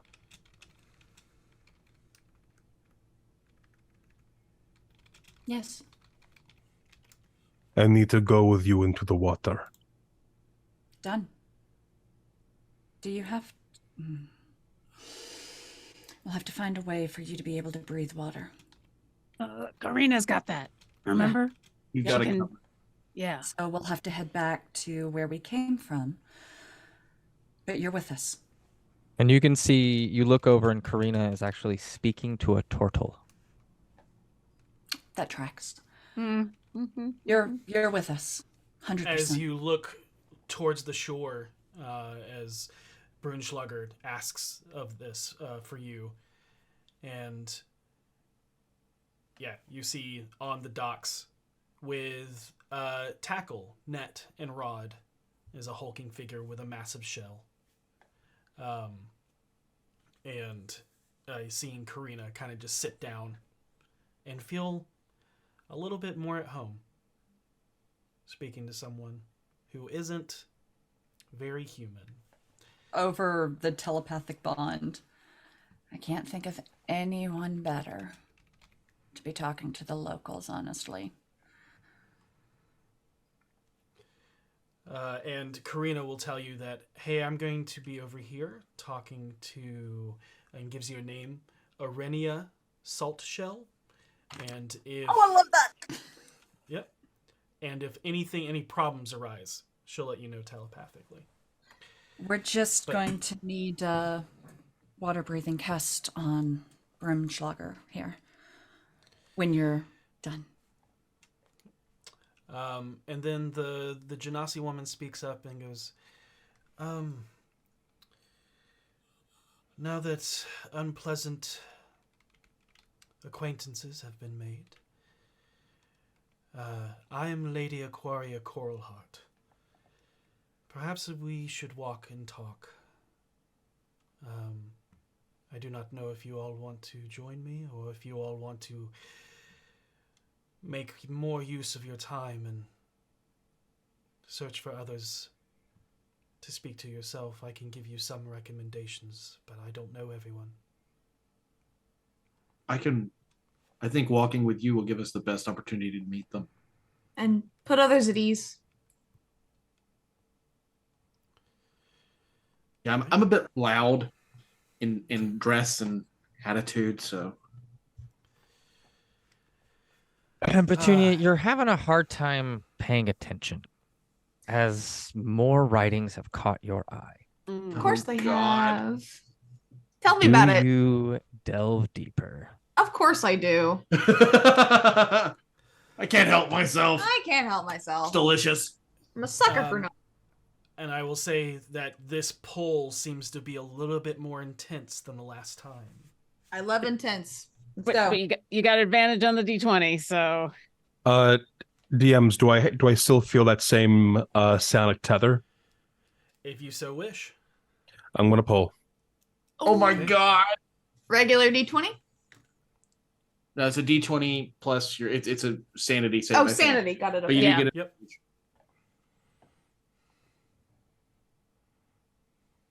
Please. Please. Please. Oh. Oh, thank goodness. Whew, that's a natural 20 for a 26. Woof. I'm going to christen this new set of die that I got at Gen Con with this save. Oh, don't put that on dice. Those poor Oh, dice. I absolutely will. Oh, Oh, bless them. 22. if I'd Nice. known, I all could have. right. I could have gotten you both if I'd known. Oh, Okay. So, once again, as you're walking, the ramblings of the Genasi woman seems to just kind of fade away as your mind is transfixed into another time, another location. And in the midst of this second mesmerizing vision, you once again watch through the eyes of another, looking up at the ominous black obelisk float menacingly in the sky once again. Yet you can tell time has passed. The seasons have changed, and the ruins have already begun to be heavily overgrown by vegetation around it. And suddenly a surge of arcane energy crackles through the very ground beneath the floating monolith. The world seems to tremble and writhe in response, or perhaps the world trembled first. But you are unsure as you feel panic overtake you. Arcane, cerulean blue lightning erupts from the earth, coalescing into a complex, twisting form reminiscent of a tree, but unlike any you have ever seen. This arcane, esoteric, arboreal form surges upward with an ethereal vitality, its roots plunging deep into the earth while its branches reach out towards the heavens. The eerie blue lightning courses along its sinuous limbs, forming intricate patterns that pulsate with an otherworldly rhythm. It seems as if the very essence of magic itself has come to life. As the arcane tree extends its reach towards the hovering obelisk, the air crackles with a deafening resonance. The obelisk, once formidable and impervious, begins to shudder and fracture. Miniature explosions ripple across its surface, each detonation sending shards of dark material cascading in all directions. The once dreaded monolith now appears vulnerable and fragmented, succumbing to the relentless onslaught of this arcane sigil's power. With a cataclysmic roar that reverberates through the entire vision, its fractured form plummets earthward as it crashes into the sea with a shattering impact, sending tidal waves of obsidian and cerulean energy radiating outward. Amidst the spectacle of arcane defense and the shattering obelisk, you find yourself not merely a spectator, but a participant in the surreal experience. A sensation of resonating vibrations course through your very being, as if you were made of metal caught between two colossal magnets, each pulling and pushing at your essence with an intense, almost palpable force. A world shuddering. In the midst of this ethereal maelstrom, you watch in profound sadness and wonder as a few Genasi, their forms fading like dissipating mist, blink out of existence one by one. The ancient cityscape is consumed by the ensuing chaos, as the sea itself seems to churn and contort in response to this monumental clash of forces. Tidal waves, cosmic battles of echoes unleashed from the remnants of long past. At the climax, your vision ends with your form itself blinking out of existence from that vision's reality and time back to yours. And you all see as Petunia and Brunschlager, instead of the first time looking down and then looking up and recoiling at something attacking them, they now seem to be running from the tide that is coming into the city that you do not see. And as chaos ensues before they come back to, that is where we're going to end tonight's episode. That's good stuff. that's a lot. Yeah. That's a lot. I'm so happy I'm here. Nice to have you here I was too. going to say, Petunia would be like in the middle of trying to like encode the thought, but I feel like she's focused on other shit right now. Aw. Thank you everyone for joining. We know tonight was full of gremlins.